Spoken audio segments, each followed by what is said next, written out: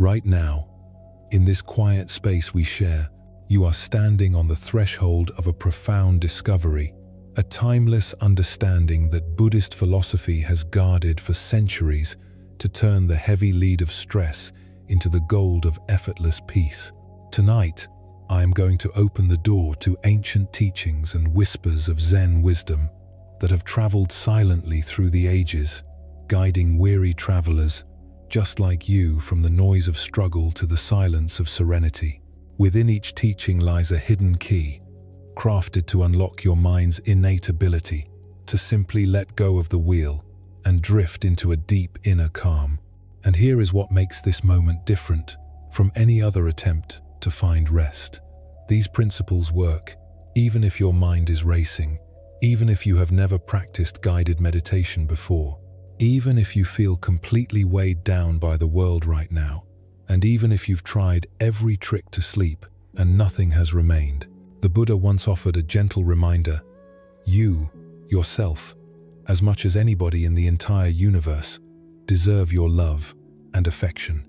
Over the next few hours, you will uncover exactly what those words mean for your tired heart and how to stop fighting a war against yourself.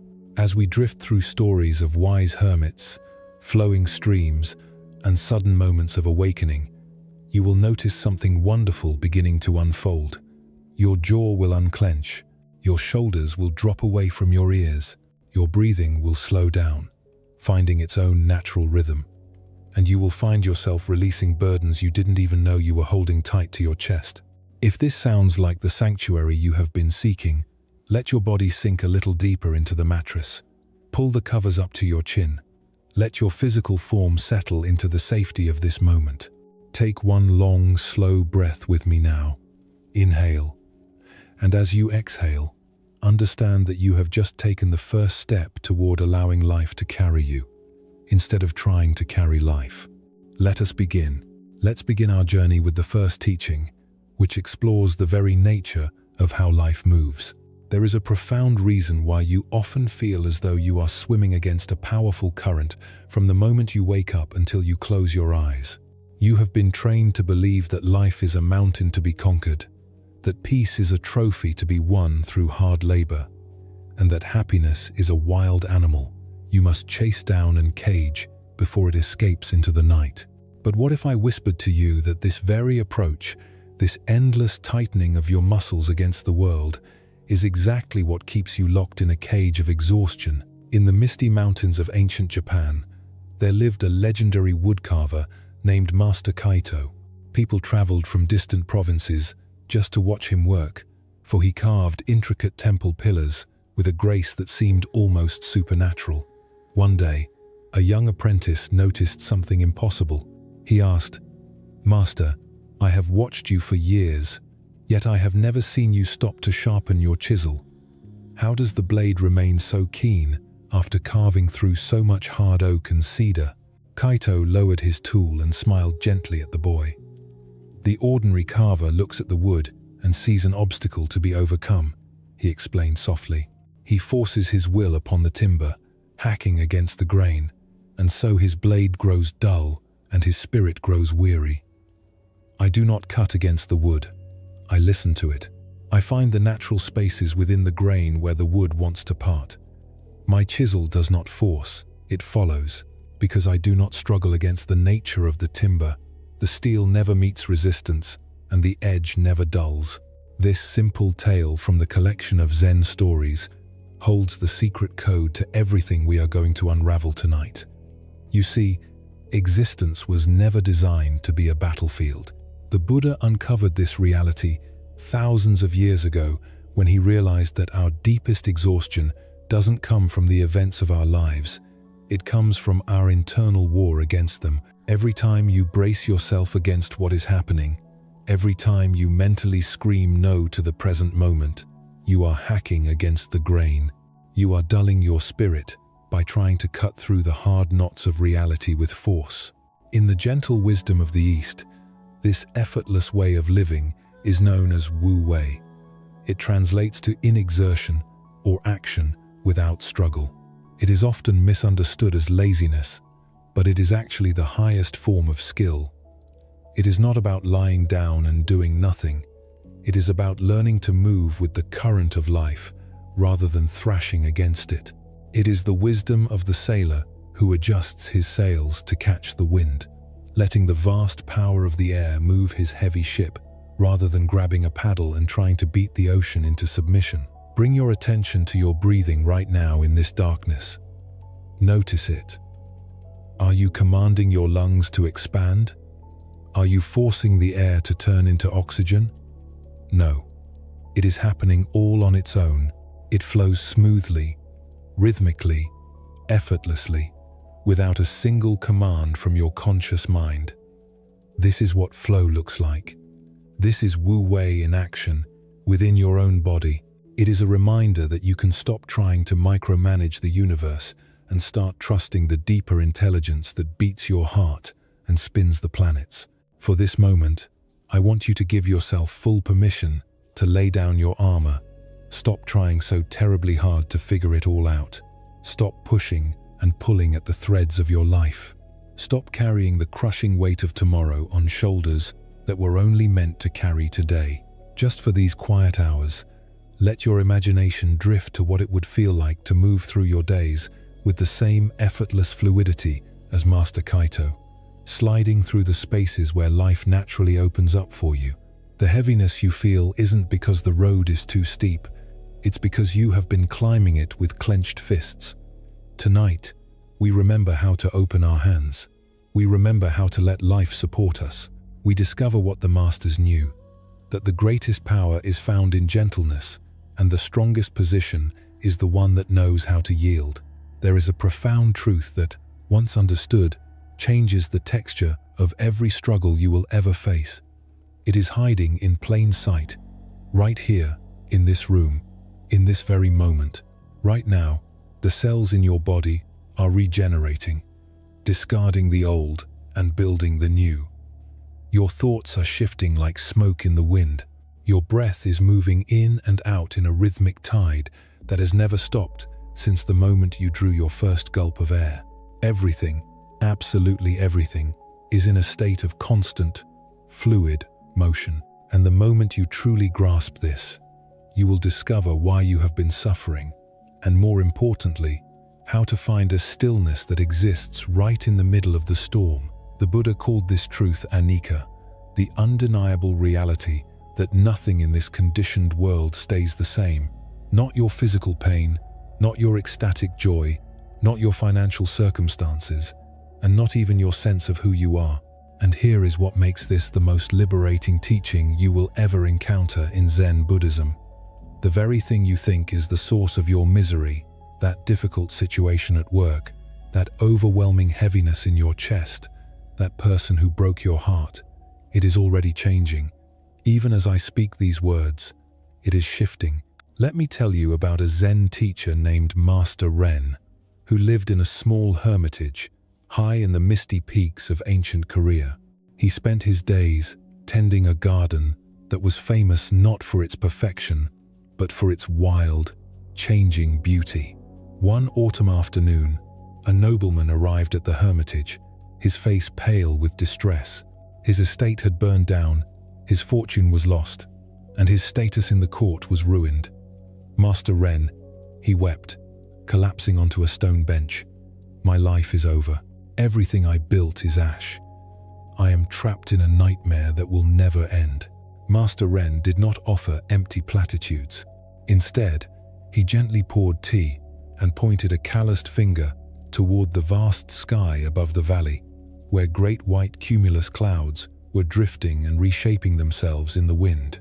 "Tell me, honored guest," the master asked softly, "look at that dragon-shaped cloud above the pine tree. Is it the same cloud that was there a moment ago?" The nobleman looked up, wiping his eyes. "No, master. It has already lost its shape. Now it looks more like a dissolving mist." Ren nodded slowly. "And yet, you believe your misfortune is a statue carved of stone, frozen in time forever." He gestured to the garden, where the red maple leaves were detaching from the branches and spiral dancing to the earth. These leaves were tight green buds in spring, vibrant canopy in summer, and now they become the blanket for the winter soil. Nothing, not the clouds, not the seasons, and certainly not your current loss stays the same. The question is not how to stop the changes, but whether you will watch the clouds pass or try to nail them to the sky. This story is not just a poetic metaphor to help you sleep. It is a direct pointing to the source of all human resilience. We suffer not because life is difficult, but because we resist the natural flow of change. We cling to moments of happiness as if we could freeze them in amber, and we push away moments of pain as if they were permanent residents taking over our home. But through the lens of Buddhist meditation, we see clearly that this clinging, this desperate attempt to control what cannot be controlled, is the root of our exhaustion. Think about your own life right now. Is there something you are holding onto so tightly that your knuckles are turning white? Maybe it is a version of yourself that no longer fits, a relationship that is transforming, or a fear that feels solid and unmovable. The exhaustion you feel isn't coming from the situation itself. It's coming from your refusal to let it flow. Tonight, we practice the art of allowing the clouds to drift. This story of the shifting clouds isn't just a beautiful metaphor to help you drift off. It is a direct pointing to the very source of all human unease. We suffer, not because life is difficult, but because we are in a constant state of resistance against the natural flow of change. We try to preserve our moments of joy like a pressed flower in a book, hoping it never loses its vibrant color. And conversely, we treat our moments of sorrow like an unwanted tenant who has signed a lease for eternity, convinced they will never leave our doorstep. But the Buddha saw with crystal clarity that this clinging, this desperate, childish attempt to control what inherently cannot be controlled is exactly like building a magnificent castle out of sand right at the water's edge, and then weeping when the tide inevitably rolls in. Imagine for a moment, you are walking on a pristine beach. You see two people building sandcastles. One is a master builder who labors with intensity and anxiety, measuring every wall, reinforcing every tower, believing that if he just works hard enough, this castle will stand forever. When the first wave licks at the moat, he panics. He digs frantically. He builds higher walls. He screams at the ocean. His entire experience is one of fear and desperate preservation. Now, look at the second builder. She builds with the same skill and care, perhaps even creating something more beautiful. But she builds with the wisdom of the tides in her heart. She knows the water is coming. In fact, she accepts the water as the partner of the sand. When the tide rises and washes a turret away, she doesn't cry out in shock. She watches the dissolving form with appreciation for what it was, and then she smiles, brushes the sand from her hands, and walks home. Think about your own life right now.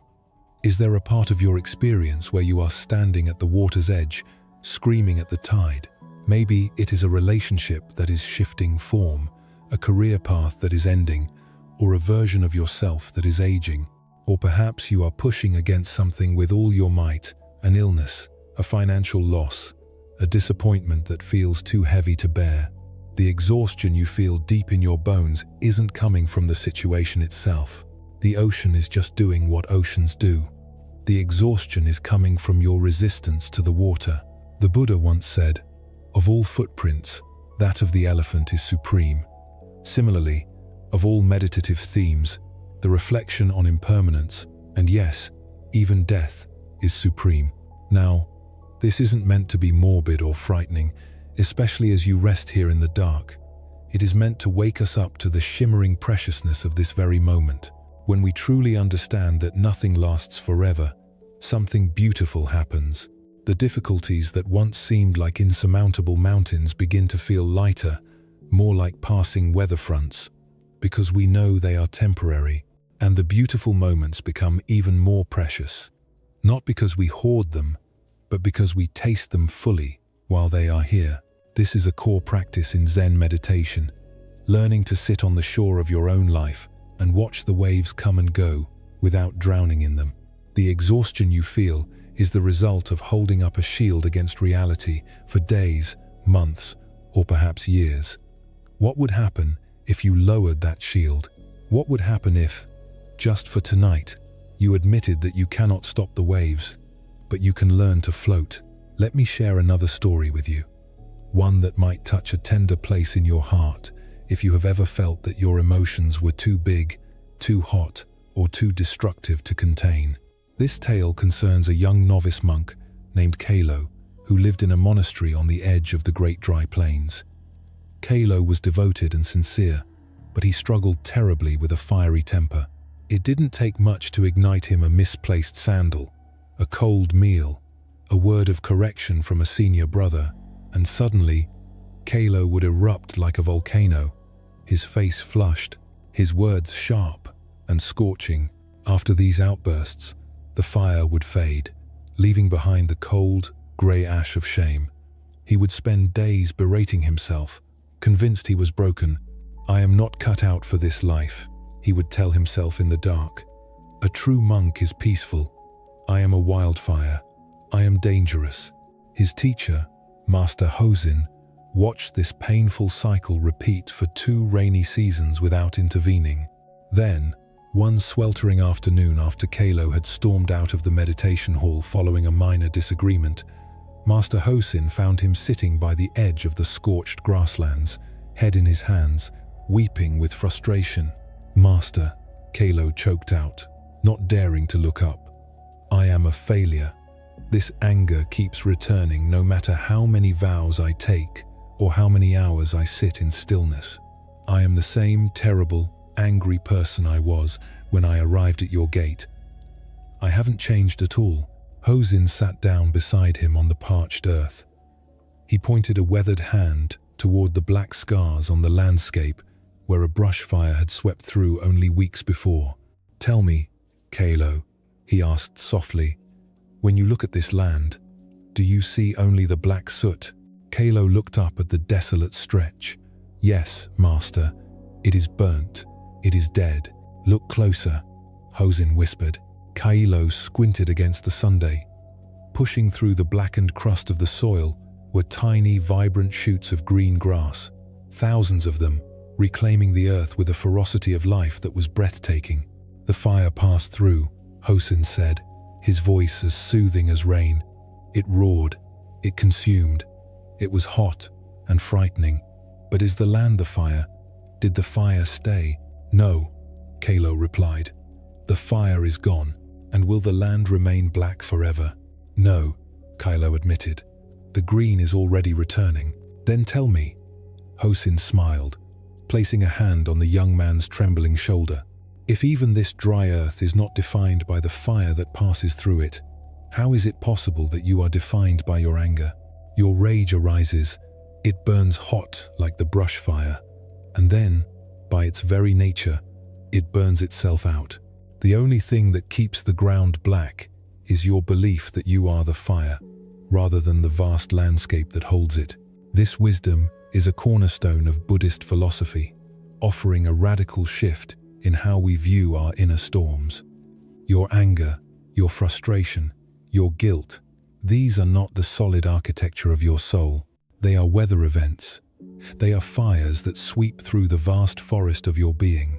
When you stop identifying as the fire, "I am an angry person," and start identifying as the landscape, "I am the space where anger is currently burning," everything changes. You realize that you are more like the earth than the flames. You are vast enough to withstand the heat. You are resilient enough to grow green shoots the moment the fire passes. And just as the blackened soil actually becomes fertilizer for new growth, your most difficult emotions, when witnessed without judgment, become the very soil from which your deepest compassion grows. You are not the temporary destruction. You are the eternal capacity for renewal. This teaching transformed Kalo's life, and it holds the potential to transform yours tonight. It points to a shift in perspective that is subtle, yet earth-shaking. You see, most of us live our lives trapped on the surface of our own existence. We identify so completely with every ripple of thought and every crashing wave of emotion that we forget the depths that lie beneath. You are not your emotions. You are the awareness that experiences them. You are not your circumstances. You are the consciousness that witnesses them unfold. And just as storms pass over the face of the waters without ever damaging the water itself, all of your experiences, both the wonderful and the terrible, pass through the vast space of your awareness without defining or limiting who you truly are. But let's bring this wisdom down to earth, into the very real struggles you might be facing as you lie here. Let's move from the image of the scorched earth to the image of the vast, deep blue sea. Imagine for a moment that your mind is the ocean. On the surface, there is constant activity. There are waves of thought crashing against each other. There is the white cap of anxiety, whipped up by the winds of the world. There is the choppy water of a busy to-do list, or the swelling tide of an unresolved argument. When you live only on the surface, identifying with every wave, you are constantly tossed about. You feel seasick, disoriented, and exhausted because you are trying to control the uncontrollable motion of the water. But the practice of deep mindfulness meditation invites you to drop down. Imagine sinking just 10 feet below the surface. The noise of the wind becomes muffled. The pull of the waves becomes a gentle rocking. Now, sink deeper, 50 feet down. Here, the light is dim and beautiful. The water is cool. The chaos of the storm above cannot reach you here. Go deeper still, to the very bottom of the ocean floor. Down here, in the profound depths of who you are, there is only silence. There is stillness. Even if a hurricane is raging on the surface, destroying ships and coastline, the bottom of the ocean remains completely undisturbed. It is silent, it is dark, it is vast. This is your true nature. You are not the choppy waves on the surface. Those are just your thoughts and feelings. You are the ocean itself, deep, vast, and inherently peaceful. The anxiety you feel right now, that is just weather on the surface. The fear that keeps you awake, that is just wind disturbing the top layer of the water. It feels overwhelming only because you have forgotten how deep you really are. When you stop fighting the wave and start sinking into the depth, you discover that even the most intense anxiety has no power to disturb the core of your being. You don't have to silence the waves. The ocean doesn't try to stop the wind. The ocean simply accepts the wind, knowing that its depths are untouchable. Tonight, I want you to try this shift in identity. When a worried thought arises, instead of saying, "I am worried," try saying, "There is a wave of worry on the surface." When you feel tightness in your chest, instead of saying, "I am anxious," say, "There is turbulence in the shallow water," and then feel yourself sinking, down, down, past the thoughts, past the noise, into the heavy, silent, velvet darkness of your own deep being. You are vast enough to hold all the storms of your life without being changed by them. You are the witness. You are the deep. You are the ocean. But let us journey deeper into the specific anxieties that might be keeping you awake tonight. Perhaps you are not dealing with a fiery temper, but with a cold, gripping fear about the future. Maybe you have built a life, a career, a family, a reputation, and now you are tormented by the terrifying possibility of losing it all. This is the paradox of success. The more we gather, the more we have to protect, and the heavy burden of guardianship can crush the very joy we thought our achievements would bring. I want to tell you about a wealthy silk merchant named Kenji, who lived in the bustling capital of Kyoto during the Edo period. By all accounts, Kenji was the envy of the city. His warehouses were overflowing with the finest silks, his family was respected, and his influence reached the emperor's court. But Kenji was a miserable man. He slept with one eye open, terrified of fire, of thieves, of changing fashions, of moths that might eat his inventory. He had built a golden cage and locked himself inside with the key of worry. Desperate for relief, he traveled to the mountains to see Master Sengai, a Zen teacher known for his unconventional wisdom. "Master," Kenji pleaded, his eyes rimmed with dark circles, "please give me a teaching that will secure my fortune and end my suffering. I will pay any price. I will build you a new temple. Just tell me how to stop this endless worry about losing what I have built." Master Sengai smiled an enigmatic smile and invited Kenji for tea. He reached onto a high shelf and brought down a bowl of exquisite beauty, an ancient raku tea bowl, uneven and rough, yet glowing with a deep, iridescent black glaze.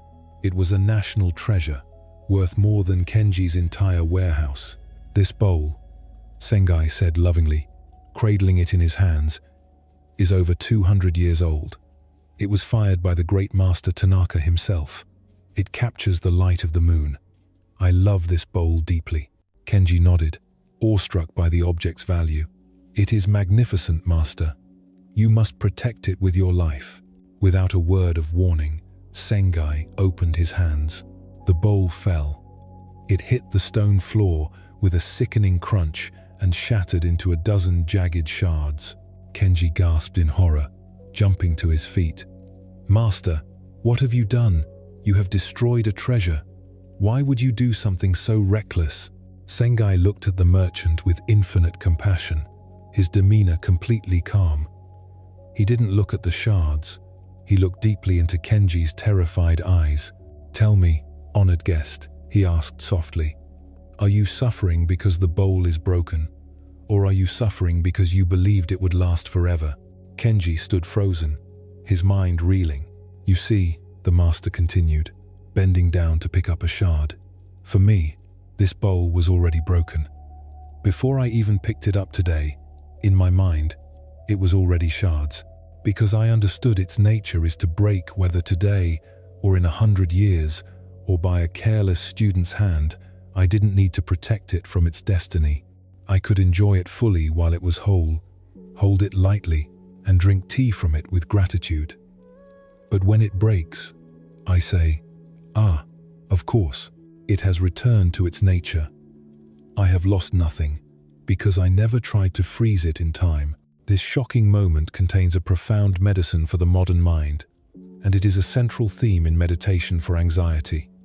Your anxiety is not protecting your life. It is preventing you from living it. Kenji's worry didn't make his silk safer. It only made his life a misery. "Your business, your health, your relationships," Sengai told him, "they are like this bowl. They are beautiful, fragile, and temporary.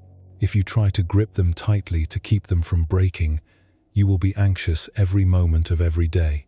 But if you can accept that, in the vast span of time, they are already broken, that they will inevitably change and pass, then you are free. You can enjoy them now. You can love them now. You can manage your business with clarity rather than fear, because you have already accepted the worst outcome." Kenji stared at the broken pottery on the floor, and suddenly, something inside him broke too. Not his spirit, but the rigid, fearful shell he had built around his heart.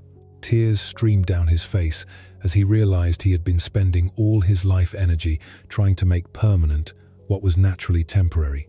From that day forward, Kenji ran his business with the same skill, but without the crushing weight.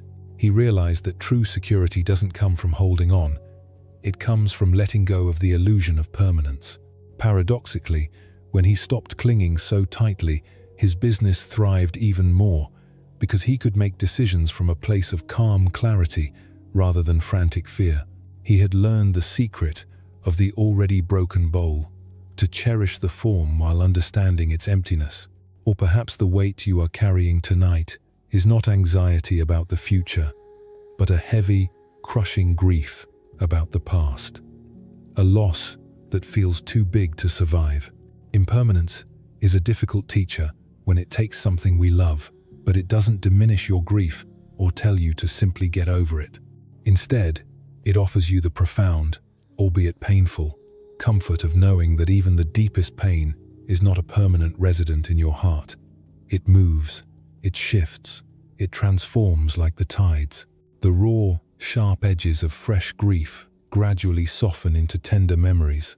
The overwhelming waves slowly become gentler swells, And eventually, what once felt like it would destroy you becomes the fertile ground from which deep compassion grows.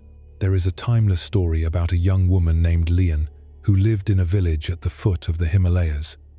Lian had experienced a joy so pure it made the sun seem dim, the birth of her first son. But that joy was cut short when a fever took the child from her before he could even walk.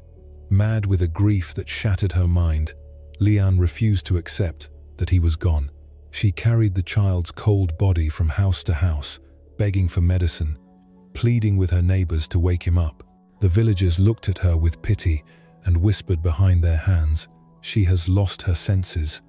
They turned her away, not out of cruelty, but out of helplessness. Finally, a kind elder, seeing that her soul was balancing on a precipice, told her, "I cannot cure your son, but there is a sage living in the forest grove who knows the secrets of life and death. Go to him." Lian ran to the grove, falling at the feet of the sage. "Master," she cried, her voice ragged with days of screaming, "give me the medicine that will cure my son. I know you have the power." The sage looked at her not with judgment, but with an ocean of tenderness. He saw the mother's love that was so fierce it was trying to defy the laws of nature. "I can help you, Lian," he said softly, "but to make the medicine, I require a special ingredient. You must go down to the village and bring me a single handful of mustard seeds." Hope, bright and desperate, flared in Lian's eyes. "I will get them. I will get them right now." "But wait," the sage added, holding up a hand. "The seeds must come from a house where no one has ever died. They must come from a family that has never known the loss of a parent, a child, a spouse, or a friend. Only such seeds will work." Lian nodded frantically and rushed back to the village. She knocked on the door of the first large house. "Please," she begged, "do you have mustard seeds?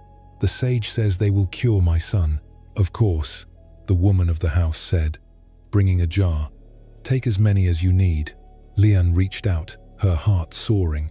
"And has anyone died in this house?" she asked breathlessly. The woman's face fell, and her eyes filled with tears. "Oh, my dear, last winter we lost my husband's father, and 2 years ago my sister passed away from the sickness. The living are few, but the dead are many." Lian pulled her hand back. "I cannot take these seeds," she whispered. "They must be from a house untouched by death." She went to the next house. "Mustard seeds?"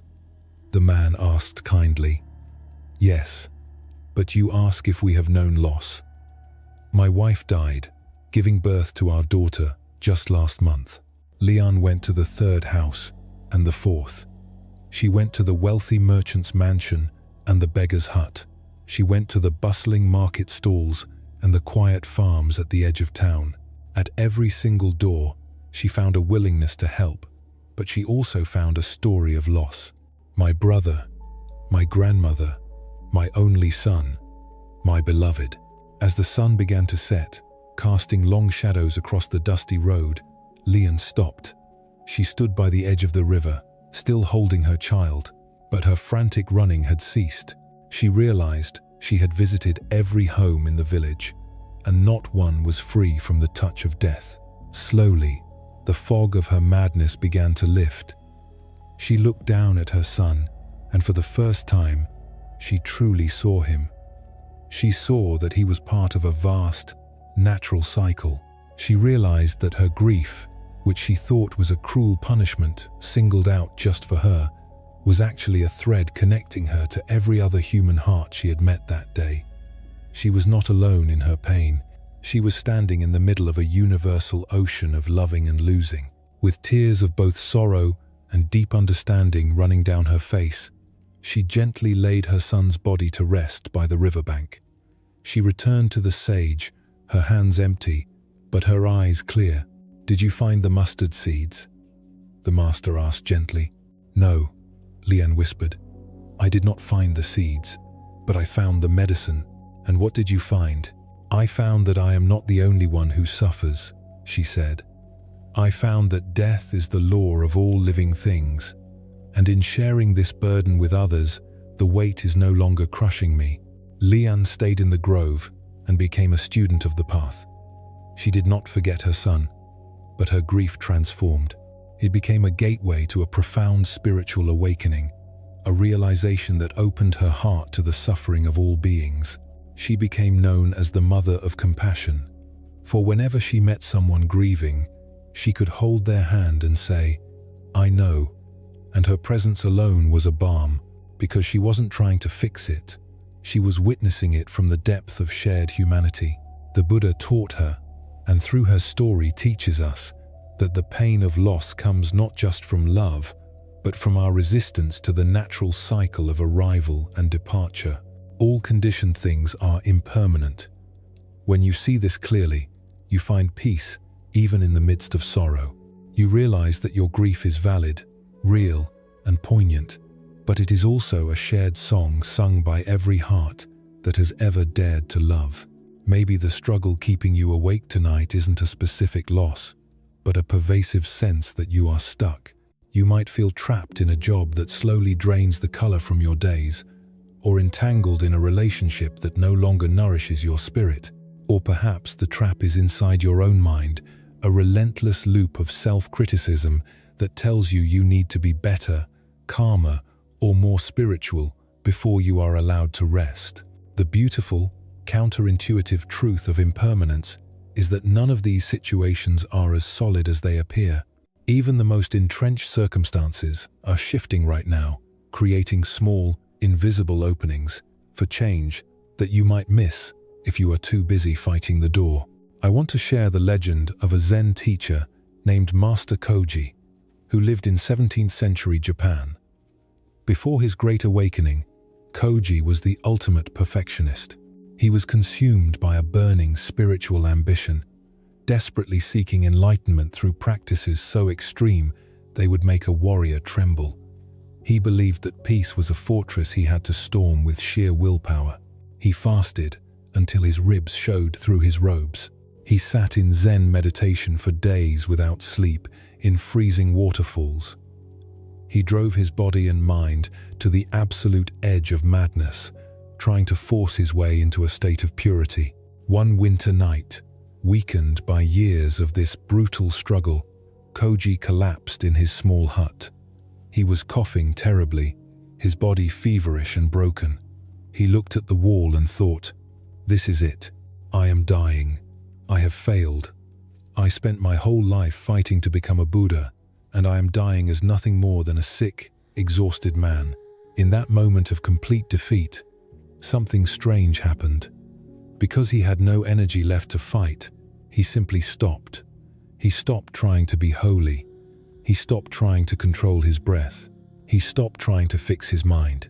He surrendered completely to the reality of the moment, the cold air, the weakness in his chest, the sound of the wind rattling the paper screen. And in that pure, defenseless surrender, a profound relief washed over him. It was cooler than the mountain water and sweeter than any praise. He realized that the peace he had been chasing across mountains and through years of torture was never hidden. It wasn't something to be achieved. It was something to be revealed. It had been there all along, quietly waiting underneath his desperate noise. The enlightenment he had been fighting for was already present in the simple act of letting go. Koji didn't die that night. He slept deeply, truly slept for the first time in years. When he woke up, he was no longer a striving seeker. He was a free man. From that day forward, Master Koji taught the simplest and most profound message in all of Buddhist philosophy. You are already what you are looking for. He would tell his students, don't try to become a Buddha. You are already Buddha nature, experiencing temporary thoughts and confusing feelings. Don't fight the thoughts. Don't chase the feelings. Just notice that they come and go, like guests in a hotel, while you remain as the host. Why would the host struggle against the guests? This is the ultimate freedom that comes from understanding the futility of forcing outcomes. You do not have to fix yourself, improve yourself, or become a better person to be worthy of deep rest tonight. You simply have to stop clinging to the temporary experiences that flow through your awareness. Think about your efforts to sleep right now. Are you trying to force it? Are you judging yourself for being awake? That striving is the very wall keeping you out of the garden of rest. Master Koji's wisdom invites you to drop the effort. Give up the need to be asleep. Give up the need to be calm. Give up the need to have a quiet mind. Paradoxically, the moment you give up the fight, the peace you were fighting for rushes in to fill the space. You are the vast, unchanging space in which the struggle dissolves. Master Koji used to say, "Your only problem is that you don't believe you are perfect as you are." Tonight, you don't need to believe it. You just need to stop trying to prove otherwise. Let your muscles soften. Let your ambition dissolve. You have done enough. You have been enough. Now, let the deep sleep that is your birthright come to you, not as a prize you have won, but as an old friend who has been waiting for you to simply unlock the door. Let us move from the stories of ancient masters into the living laboratory of your own experience. You see, Master Koji's realization wasn't just for monks in snowy huts. It is a truth that is vibrating in the air around you right this second. We often treat impermanence as a philosophical concept, something to think about, but it is actually the raw texture of reality. It is the only thing that is ever happening. I want to offer you a practice right now, a form of mindfulness, meditation, that can help you touch this truth directly without leaving your bed. Wherever you are, I want you to gently bring your attention to a single sensation in your immediate environment. Perhaps it is the hum of a fan, the distant sound of a car passing on the street, or the feeling of the cool air touching your cheek. Really pay attention to it. Hold it in your awareness for about 10 seconds. Now, ask yourself, has it stayed exactly the same? The sound of the car has faded or shifted pitch. The sensation of the air has warmed or cooled, or your attention has moved to a different part of your skin. Even the silence in the room has a texture that pulses and changes.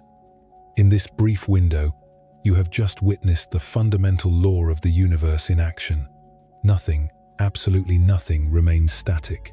And this isn't just happening out there, it is happening in here. Bring your awareness into your own hands as they rest on the blanket. Can you feel that subtle vibration, the tiny tingling of aliveness? That is the sensation of your own blood flowing, your nerves firing, your cells engaging in the miraculous dance of life. Your body is not a solid statue. It is a river of events. New cells have been born since we started speaking. Others have died. Your breath has cycled hundreds of times, exchanging atoms with the atmosphere. You are literally not the same person who began listening to these words. Initially, this realization can feel unsettling. We are creatures who crave security, and we have been taught that security means things staying the same. If everything is constantly slipping away like sand through an hourglass, where do we find solid ground? But the Buddha discovered that true security doesn't come from trying to stop the sand.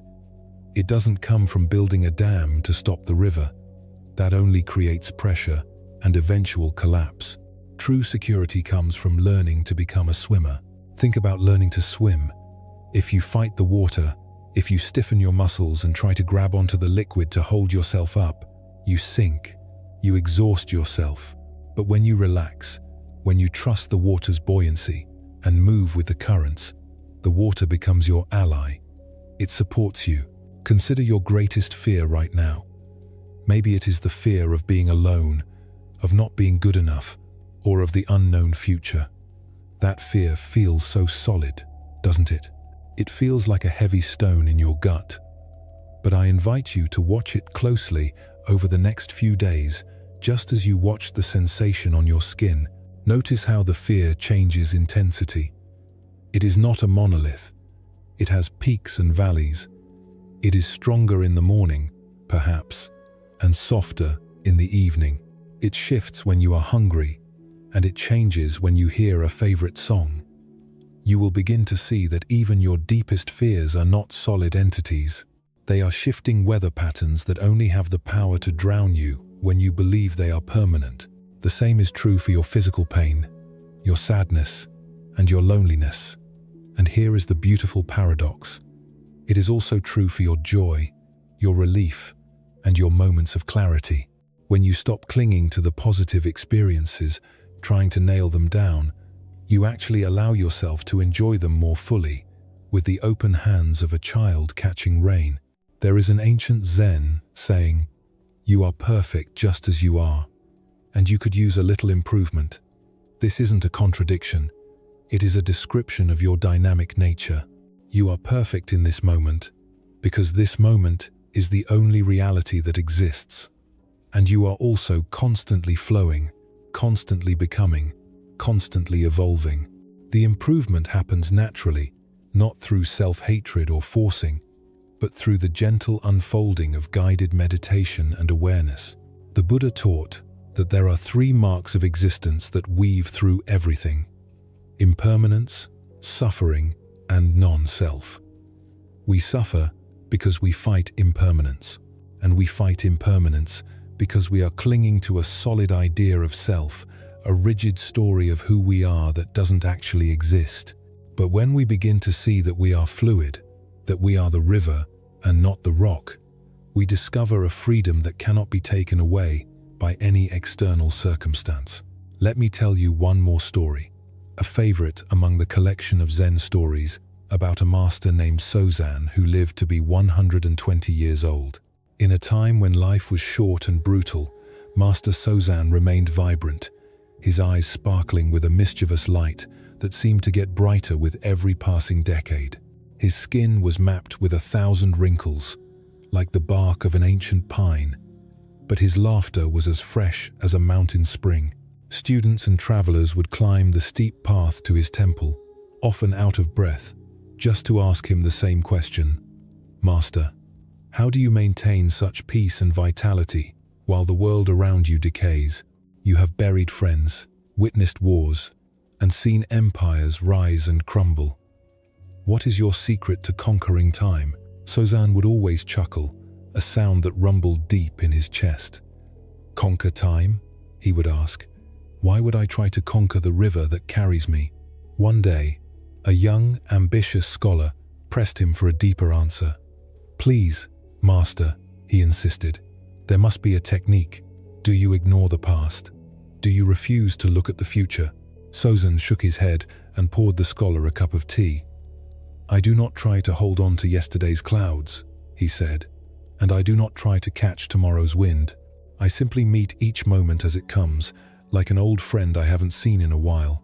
"But surely," the scholar argued, "you must wish to be young again, to have your strength, your smooth skin, the time ahead of you." "Why would I wish for that?" Sozan smiled, looking out at the setting Sunday. "Each breath I take now is brand new. Each heartbeat is unique. This moment, right here, has never happened before in the history of the universe, and it will never happen again. Why would I insult such a precious guest by wishing it was something else?" He pointed to the river flowing past the temple gates. "Look at the water. It is always moving. If the water tried to stay upstream, it would become stagnant and poisonous. It is only by flowing, by trusting the journey downward to the sea, that it remains fresh. Growing old is just another way of flowing. I don't resist the river of time. I let it carry me toward whatever comes next. This is the essence of living in harmony with the great flux of life. It is not a passive resignation, giving up because you are too weak to fight. It is an active, spirited engagement with the flow. When you understand that change is not your enemy but your vehicle, you begin to approach each day with curiosity instead of dread. You start to see challenges not as interruptions to your life, but as the texture of life itself. Imagine your life like that river.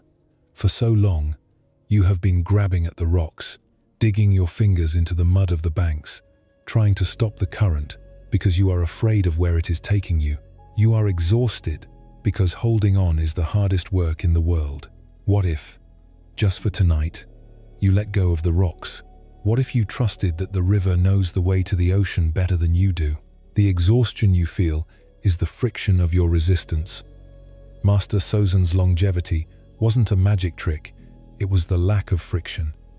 He didn't wear himself out fighting reality. Tonight, as you listen to the silence of your room, I invite you to practice this art of letting go. Not letting go of what you love, but letting go of your desperate need to control how long it lasts. Not letting go of your dreams, but letting go of your rigid attachment to exactly how they must look. Not letting go of caring, but letting go of the crushing burden of trying to be the general of the universe. Remember the merchant whose bowl was already broken. He learned to enjoy the tea. Remember Master Sozen. He learned to enjoy the flow. You can do the same. Whatever you are struggling with right now, a decision, a regret, a fear of the ticking clock, it is already changing. Whatever pain you are carrying, it is not as solid as it seems. Whatever fears are keeping you awake, whispering that you are running out of time, they are temporary visitors in the vast, timeless space of your awareness. You don't have to fix everything before you sleep. You don't have to have the answers for 10 years from now. You just have to be here, floating in this breath. You are the unchanging awareness in which all change occurs. And that awareness is vast enough, patient enough, and loving enough to hold everything that comes and goes. Let this truth settle into your bones. You are safe, even in the midst of change. You are whole, even when things are falling apart. And you are free to flow with life instead of fighting it. Free to trust the process instead of controlling it. Free to find peace in the very impermanence that once frightened you. This is just the beginning of our journey into the deeper waters. There are more layers to peel back, more heavy armor to lay down. But for now, rest in this knowing. Change is not a thief robbing you of your life. It is the very pulse of life itself. Trust it, flow with it, and let it carry you toward the deep sleep you have been seeking all along. Right now, as you lie here safely in the dark, there is something happening that you have probably never stopped to question. You are carrying around an invisible backpack, heavy with stones. This backpack is filled with labels, memories, beliefs, and judgments that you have stitched together and mistaken for your true self. You call it me.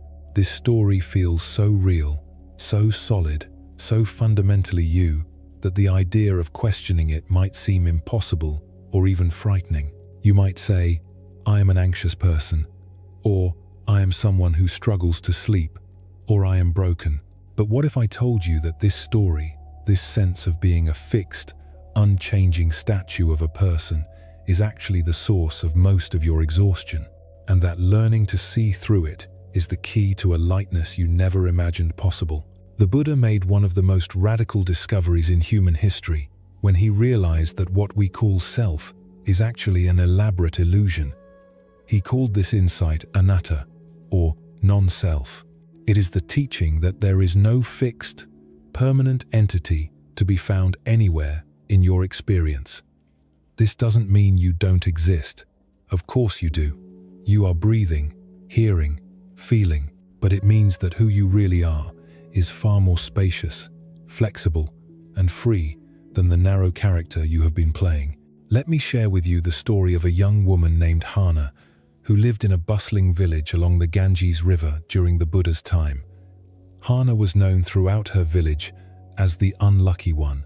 It was a label given to her after a series of misfortunes in her youth, and over the years, she had wrapped this label around herself like a heavy cloak. She walked with her head down, expecting rain even on sunny days, believing deeply that sadness was simply woven into her DNA. One day, exhausted by the weight of her own identity, Hana sought out the Buddha in a mango grove.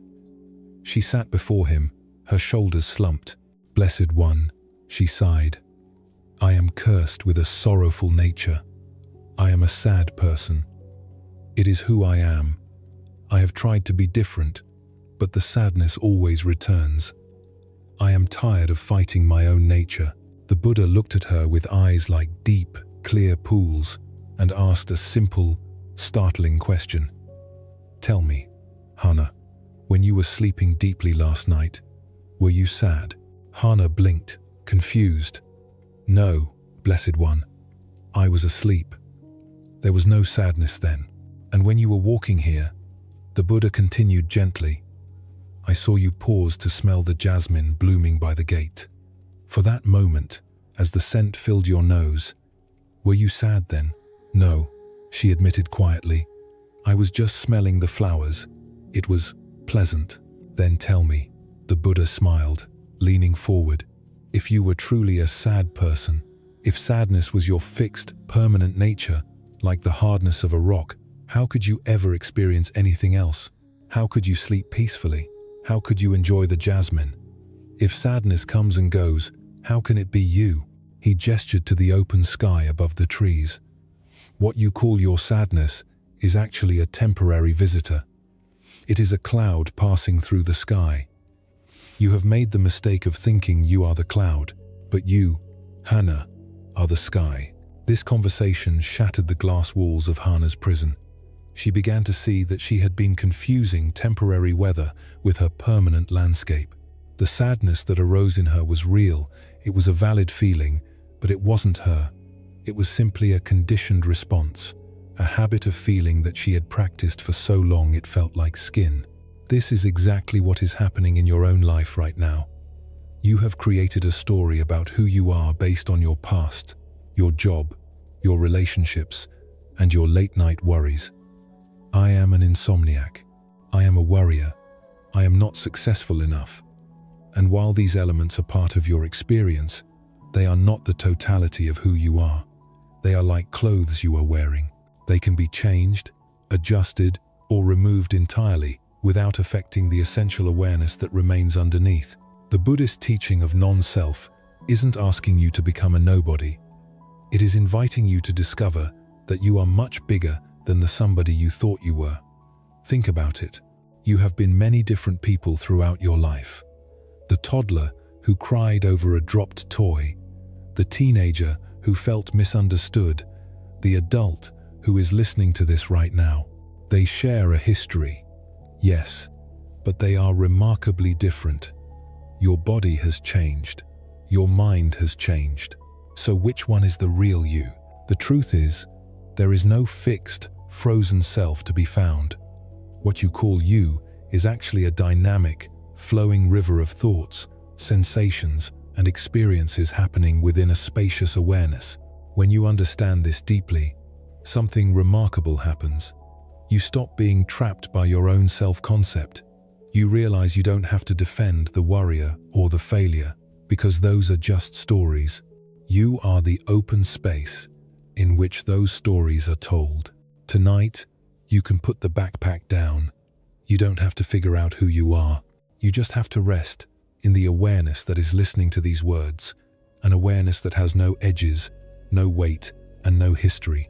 Let me tell you about a Zen teacher named Master Teo, who lived in the bustling port city of Osaka during the 15th century. Master Teo was complicated. He was a brilliant scholar, yes, but he was also completely unconventional. Unlike the other abbots who sat in rigid silence high up in the mountains, maintaining an air of untouchable dignity, Master Teo could often be found down at the docks, sharing jokes with the fishermen, or in the town square, juggling oranges to make children laugh until they hiccuped. This behavior scandalized the religious establishment. They whispered that he was disgracing the robes. One afternoon, a stern high official from the central temple arrived to reprimand him. He found Teo sitting on a crate in the market, composing a silly rhyme about a frog for a group of toddlers. The official cleared his throat loudly, his face purple with indignation. "Master Teo," he barked, "have you no shame? You are a high-ranking abbot. You are a representative of the Dharma. Yet here you are, acting like a common street performer. Which is it? Are you a holy man, or are you a fool?" Teo looked up, his eyes twinkling with a vast, uncontainable mirth. He didn't stand up or straighten his robes. He simply tilted his head and asked, "Who are you asking? The monk? The poet? The neighbor? The uncle? Or the man who just really likes oranges?" The official sputtered, "I am asking you. The person inside that body." Tio laughed, a sound free of any defense. "Ah, but that is where you are confused, my friend. You think Tio is a solid block of wood that must always be carved into the shape of a monk.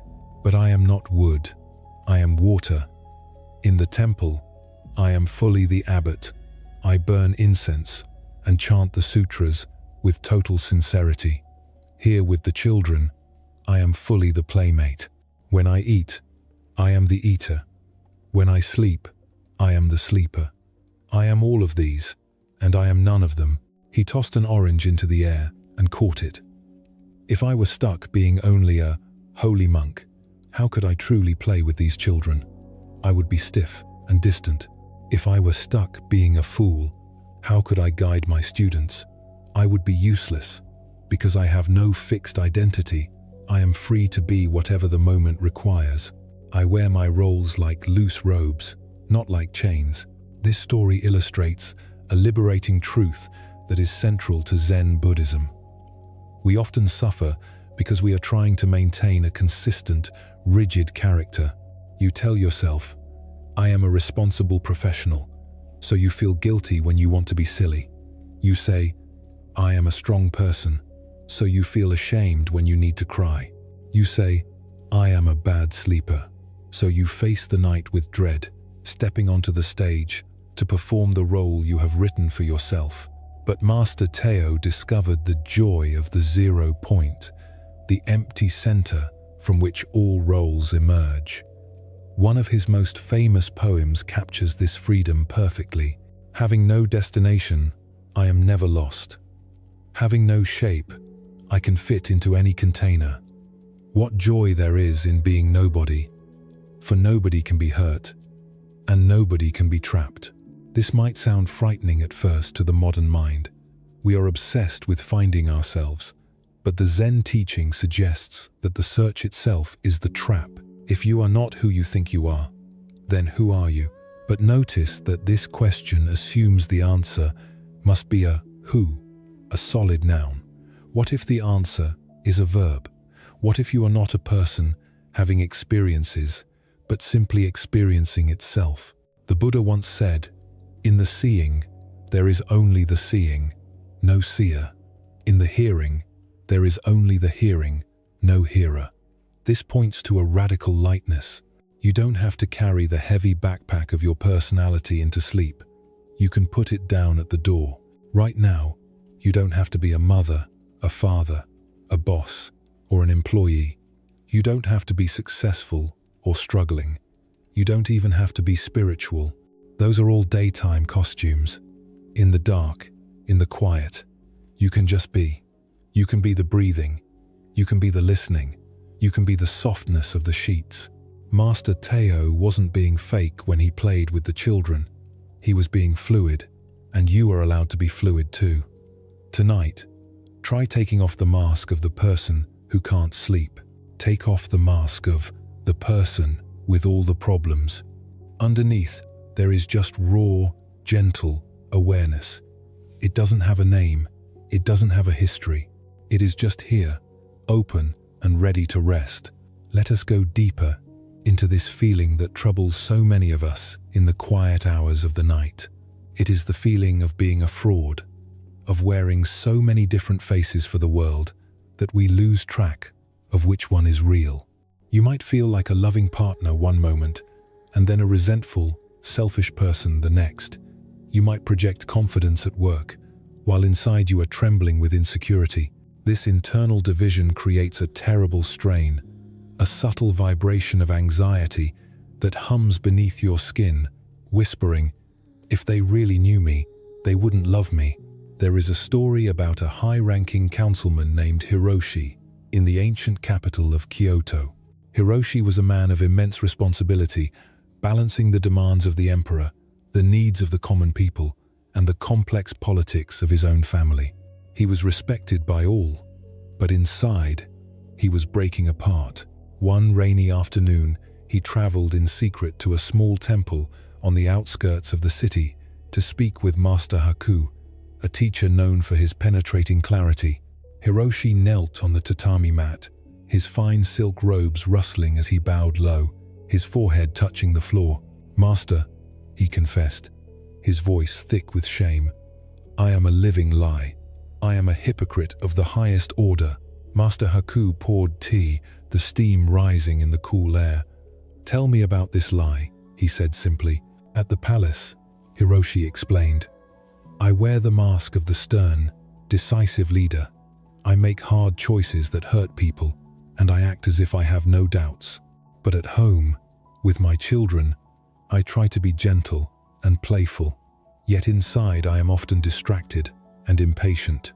At the temple, I donate gold and bow piously, acting the part of the holy man. But my mind is full of greedy thoughts and petty jealousies. I am a different person in every room I enter." "Which one is the real, Hiroshi? I feel like I am deceiving everyone, including myself." Master Haku listened in silence, his face as unreadable as a deep lake. Then, without a word, he reached into the sleeve of his robe and pulled out a small, polished bronze hand mirror. He held it up, angling it toward the garden window. "Tell me, councilman," Haku asked, "when this mirror reflects the great pine tree outside, does it become a pine tree mirror?" Hiroshi frowned, puzzled. "No, master. It is just reflecting the tree." Haku tilted the mirror toward the flickering candle on the altar. "And now, when it reflects the fire, does the mirror become hot? Does it become a fire mirror?" "No," Hiroshi replied. "It remains cool bronze." Haku turned the mirror to face Hiroshi's distressed face. "And now, when it reflects your worry, does the mirror become worried? Does it become a hypocrite mirror?" "No," Hiroshi whispered, a dawn of understanding breaking behind his eyes. "It just reflects whatever is in front of it." "Exactly." Master Haku smiled, lowering the glass. "You are like this mirror. Your true nature, your Buddhist meditation mind, is pure, empty awareness. It reflects the stern leader when duty calls. It reflects the gentle father when love calls. It reflects the greedy thought when desire arises. But the mirror is never stained by what it reflects. A mountain doesn't stop being a mountain just because a cloud passes over it, and you do not stop being you just because a different thought or role is passing through. The problem," Haku continued, "is not that you have many faces. The problem is that you believe you must be frozen in only one face to be authentic. You think the mirror should only reflect flowers, and that if it reflects a fire, the mirror has failed. But the mirror's job is not to judge the reflection. It is simply to witness it perfectly." This teaching transformed Hiroshi's relationship with himself. He stopped trying to force himself into a single, consistent personality. He realized that authenticity doesn't mean being the same person all the time. It means being honest about whatever is arising in the moment.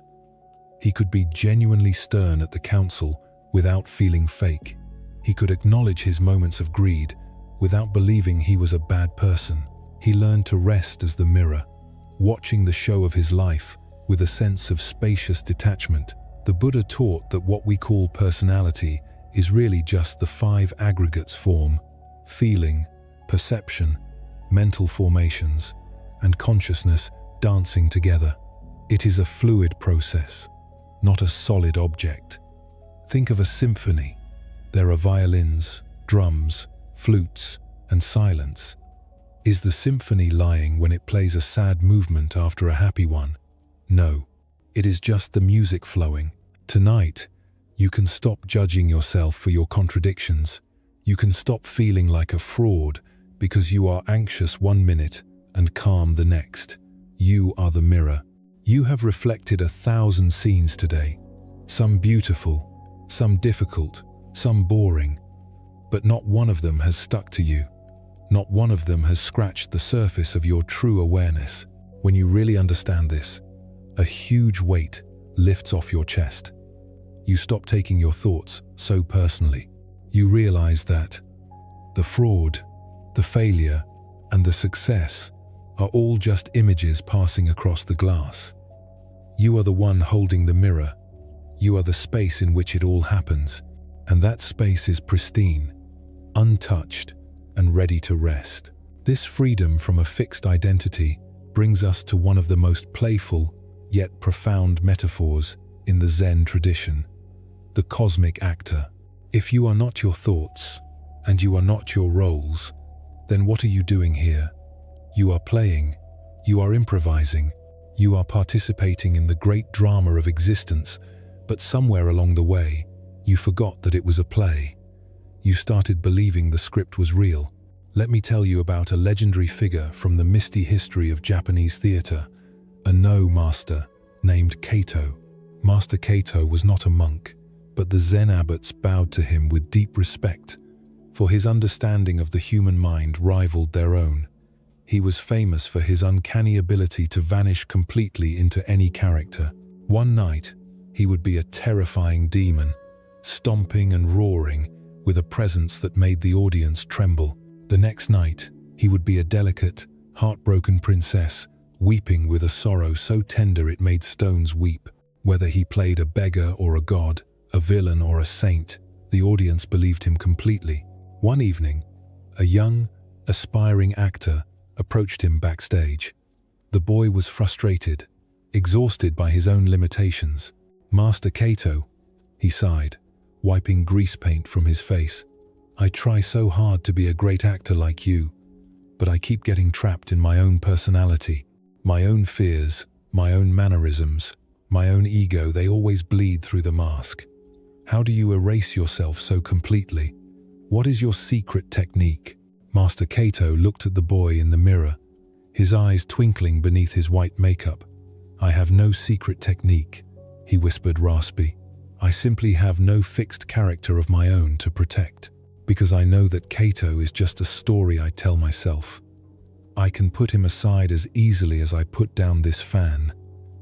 I can become anyone the story requires because I am empty." The boy looked frightened.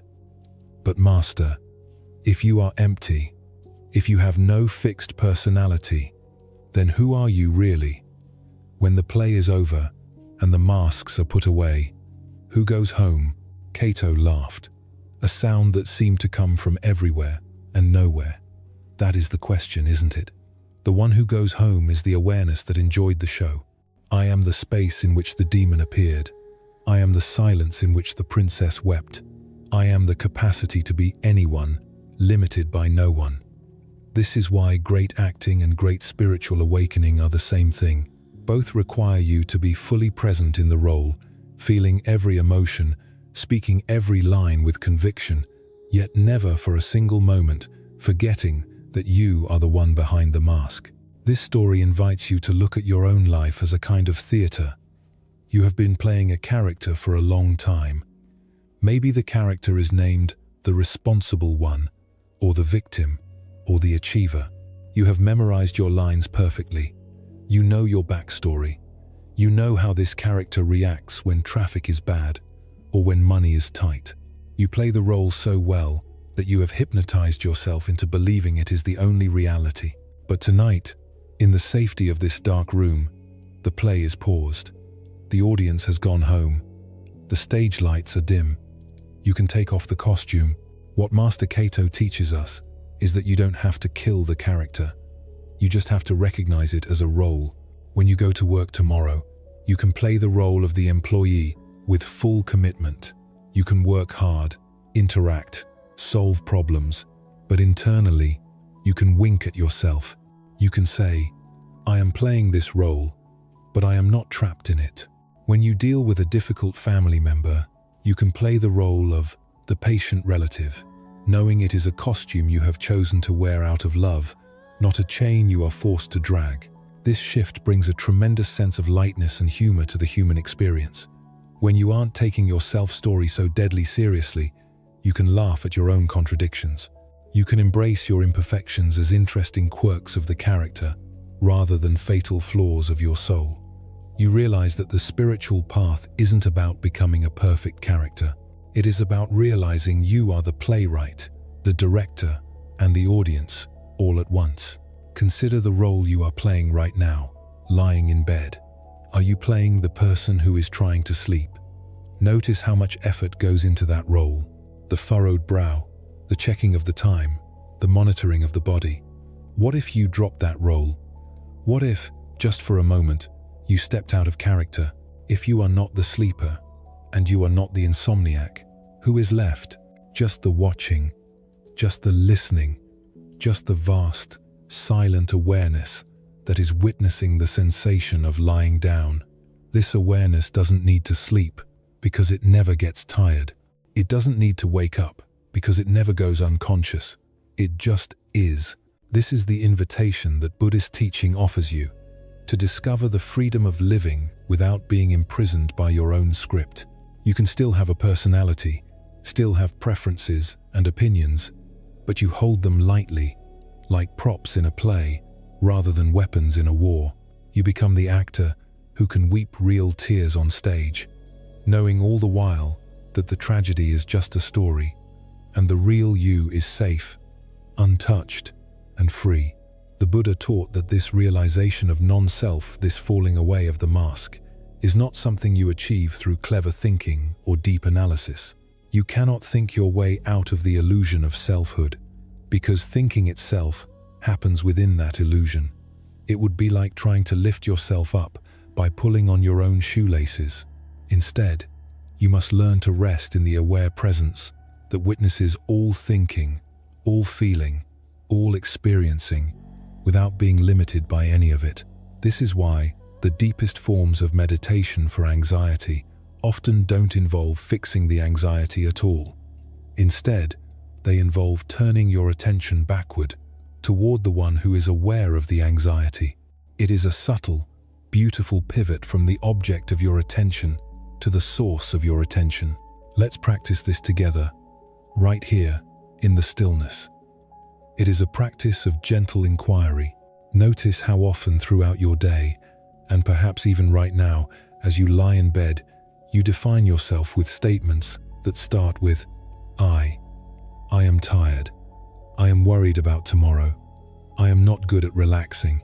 I am someone who struggles. Each time you catch yourself in this kind of thinking, I want you to gently ask a question. Don't answer it with your mind. Just drop it into the silence, like a pebble into a deep well. Ask, who is aware of this thought? If you hear a thought, say, I am. Ask again, who is aware of that I am? You will discover something mysterious. You will find that the one who is aware of your self-concept is not limited by it.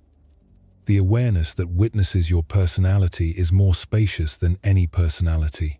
The consciousness that observes your story is not trapped within that story. This awareness, this witnessing presence, this open space of knowing, this is who you really are. You are not your thoughts, because you can observe your thoughts coming and going. If you were the thought, you would disappear when the thought disappeared. But you remain.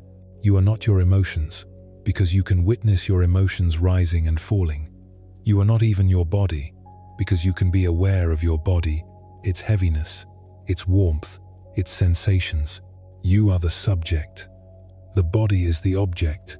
You are not your story, the entire history of your successes and failures, because you can see your story as just another film playing on the screen of consciousness. So, if you are not the film, who are you? You are the screen. You are the pure, white, stainless screen on which the movie of your life is projected. When a tragedy plays on the screen does not bleed. When a fire plays on the screen does not burn. When the movie ends and the theater goes dark, the screen remains, white and pristine, ready for whatever comes next. This understanding brings tremendous relief because it means you don't have to fix yourself. You don't have to improve the movie to make the screen safe. The screen is already safe.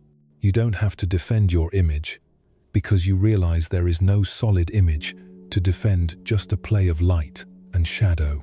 As you lie here, feeling the weight of your body on the mattress, feel the spaciousness that opens up when you stop defending a fixed sense of self. Notice how much mental energy becomes available when you are not constantly monitoring and managing your self-image. Feel the relief that comes with knowing you don't have to be consistent. You don't have to be perfect. You don't even have to be you. You just have to be the awareness in which this moment is happening. You are vast enough to contain all possibilities, flexible enough to respond to any situation, and free enough to rest without limitation. This is your birthright. It is the foundation of all genuine peace. Let this understanding settle into your bones, into your breath, into the deepest recognition of your being. You are not the small, worried person you think you are. You are so much more. You are the space in which all identities arise and dissolve, the love that needs no reason, and the peace that passes all understanding. Rest here as the screen, untouched by the movie, as we continue our journey into the heart of what it means to live with complete freedom. In this very moment, you are likely living in the middle of a great, invisible storm. I don't mean the external chaos of the world, the notifications, the traffic, the demands. I mean the internal storm of your own mind, trying to find solid ground in a life that refuses to stand still. You have probably tried both extremes to deal with this storm. Sometimes, you push harder. You force solutions. You grip the steering wheel of your life until your hands cramp, convinced that if you just exert enough control, you will finally be safe. This is the extreme of doing. Other times, exhausted by the effort, you retreat completely. You collapse. You avoid challenges, numb yourself with distractions, or withdraw into a shell of apathy. This is the extreme of giving up. But what if I told you there is a third way? An ancient path discovered by the Buddha himself that leads directly through the center of the storm to a place of unshakable peace. This is the middle way, and it might be the most practical tool for sanity ever discovered. Let me take you back to the very origin of this discovery. Before he was the Buddha, he was Prince Siddhartha, and for 6 long years, he practiced the most extreme forms of self-discipline imaginable. He believed, as many of us do, that the answer to suffering lay in conquering the human experience through sheer force of will. He retreated into the forest and declared war on his own body. He fasted until he was nothing but skin stretched over fragile bones. He held his breath until he collapsed from oxygen deprivation. He sat in the scorching sun and the freezing rain, refusing to move, refusing to seek comfort, believing that if he could just destroy his desire for comfort, he would be free. His 5 companions watched him with awe, thinking, "Here is a spiritual warrior." But after years of this torture, Siddhartha was no closer to freedom than when he began. His body was broken, his mind was clouded by weakness, and his spirit was crushed by the futility of his war. He was dying, and he was still not free. One day, as he sat by the banks of the Niranjara River, barely conscious from hunger, a small wooden boat drifted by. On the boat sat a music teacher, instructing a young student on how to tune a sitar. Siddhartha, through the fog of his exhaustion, heard the teacher's voice drift across the water. "Listen to me," the teacher said. "If you tighten the string too much, it will snap and produce no music. If you leave it too loose, it will not hold the note and produce only a dull noise." The teacher plucked the string. Twang. It was sharp and ugly. He loosened it. Thud. It was flat and lifeless. Then he turned the peg just enough, finding the tension that was neither tight nor loose. He plucked it again. A clear, resonant, beautiful note rang out across the river, vibrating in perfect harmony with the air. In that flash of sound, Siddhartha understood everything. He had been tightening the string of his life until it was about to snap. He had created a harsh discord of self-destruction in the name of spirituality. Before his quest, as a prince, He had lived with the string too loose, indulging in every pleasure, asleep to the deeper meaning of life. Neither extreme had brought him peace. That very afternoon, he accepted a bowl of rice milk from a village girl named Sujata. He ate. He bathed in the river. His companions left him in disgust, thinking he had given up. But Siddhartha hadn't given up. He had woken up. He had found the middle way, the path of wise responsiveness that moves dynamically between extremes. That night, with his body nourished but not indulged, his mind alert but not strained, he sat under the Bodhi tree. He entered a state of natural guided meditation, not forced by will, but supported by balance. And as the morning star rose, he awakened. This teaching is not just ancient history, it is the missing key to your modern life. Right now, you are probably caught in your own version of these extremes. In your work, do you swing between frantic burnout and procrastination? In your sleep, do you try to force yourself to rest, tight string, or give up and doom scroll, loose string? The middle way offers you a different approach entirely. It is not about finding a boring, lukewarm average. It is about tuning your instrument. It is about learning to move gracefully, like a skilled sailor who knows when to tighten the sail to catch the wind and when to loosen it to survive the gale. Tonight, you don't have to force yourself to sleep too tight, and you don't have to give up on resting too loose. You can simply lie here, finding that sweet spot of gentle attention, neither striving nor ignoring, and let the music of rest come to you naturally. This teaching of the middle way isn't just a theory for monks sitting under trees. It is the most practical strategy for survival in a chaotic world.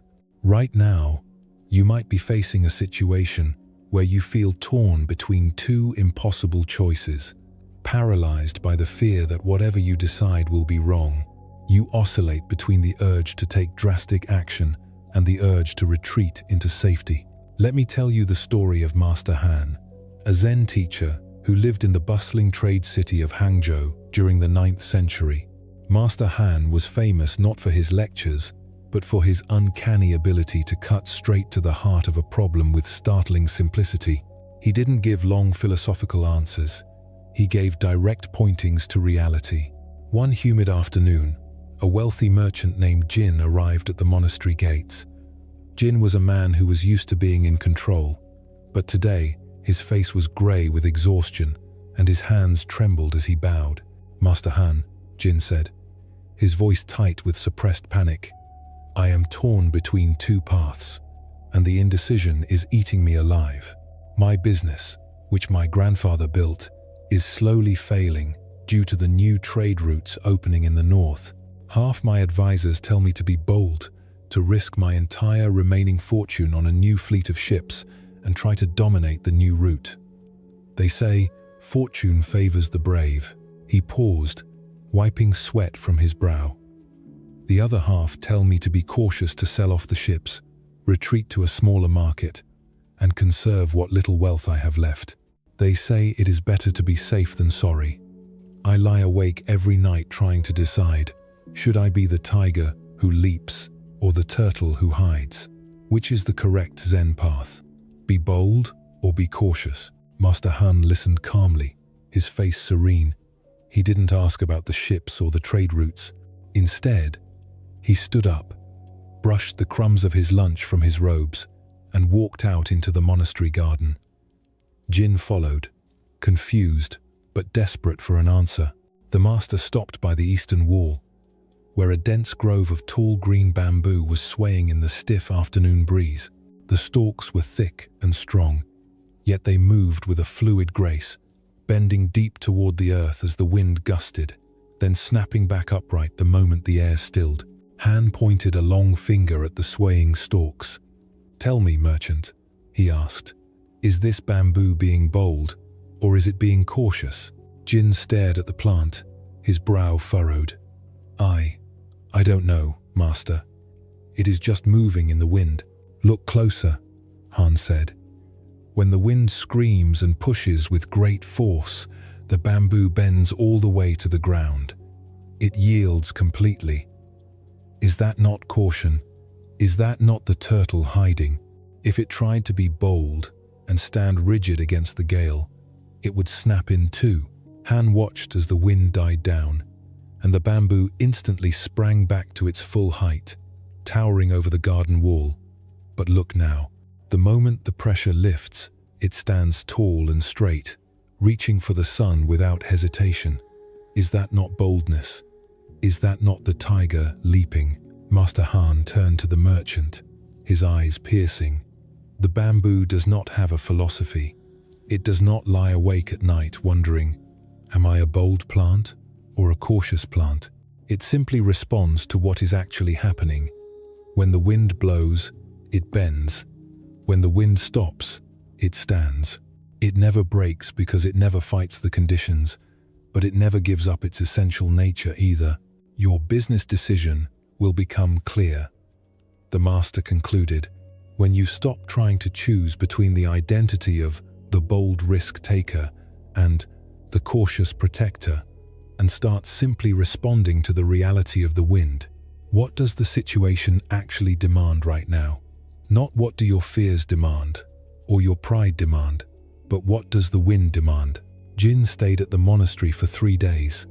He stopped analyzing spreadsheets and started sitting in silence, quieting the noise of his conflicting advisors. By the 4th day, he knew exactly what to do. He chose a path that was neither the reckless gamble nor the fearful retreat.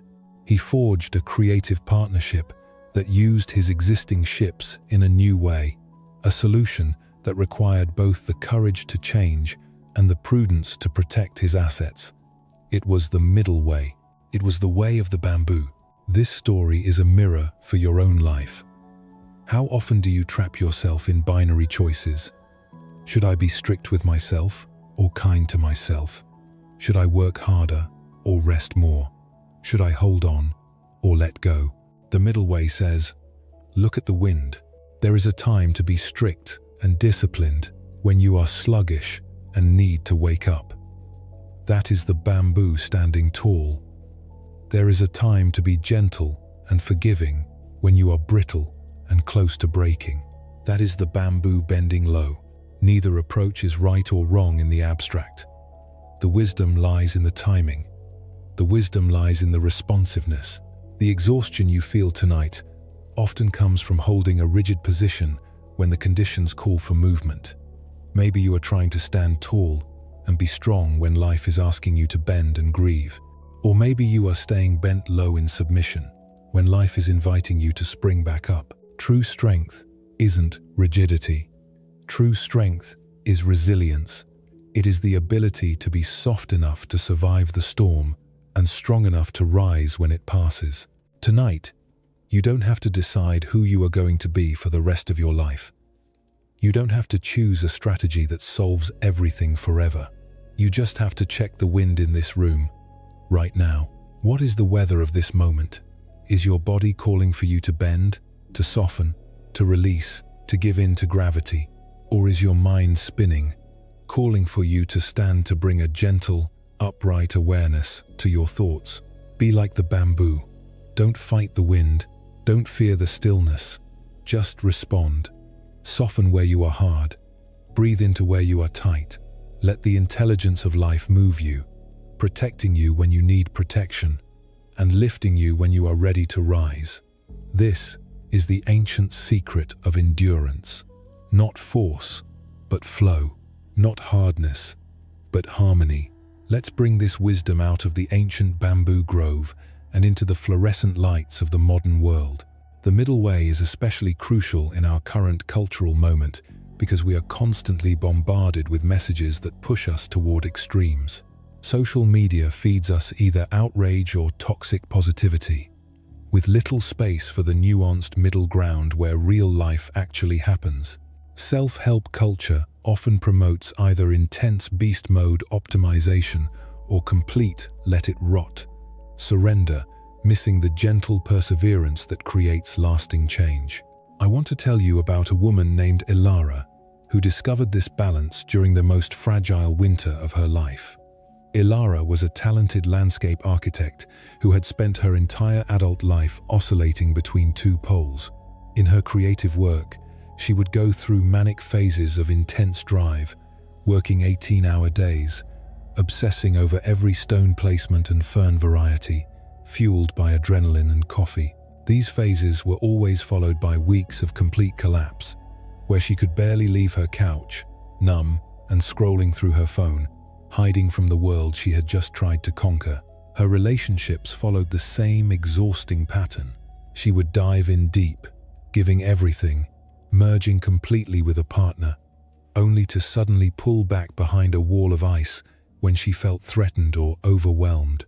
She lived life like a light switch, either blindingly on or completely off.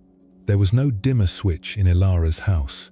When Ilara's mother was diagnosed with rapidly progressing dementia, this tendency toward extremes became unsustainable. At first, Ilara attacked the diagnosis like a design project. She threw herself into caregiving with a fierce, controlling intensity.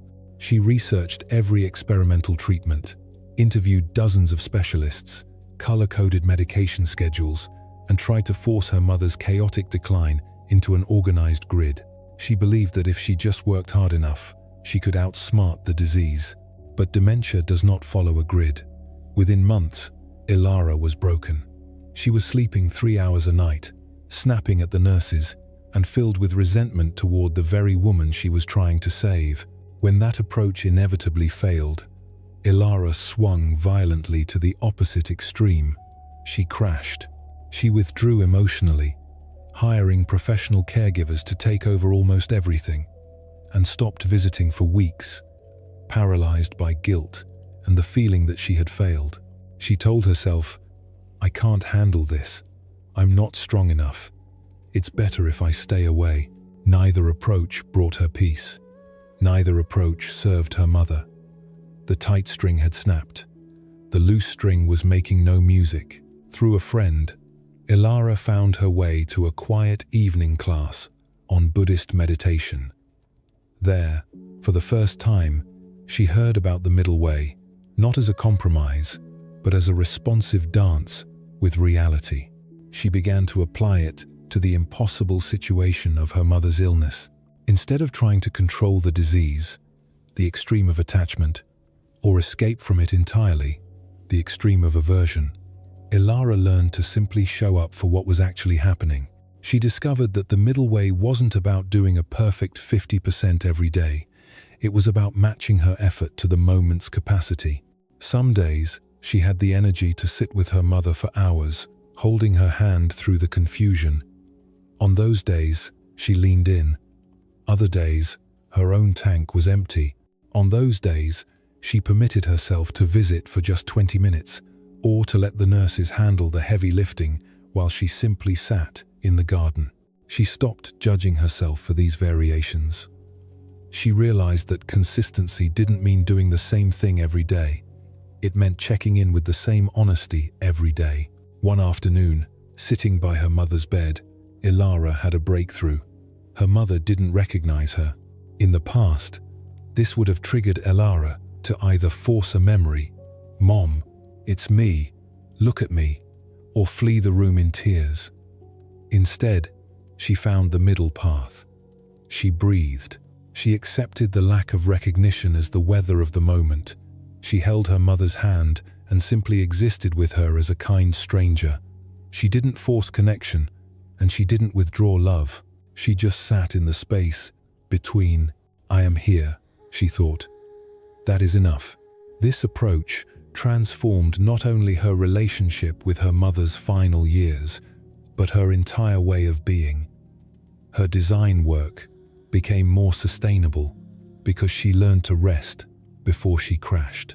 Her friendships deepened because she could be present without needing to merge or flee. She had found what the Buddha called the path that leads to peace.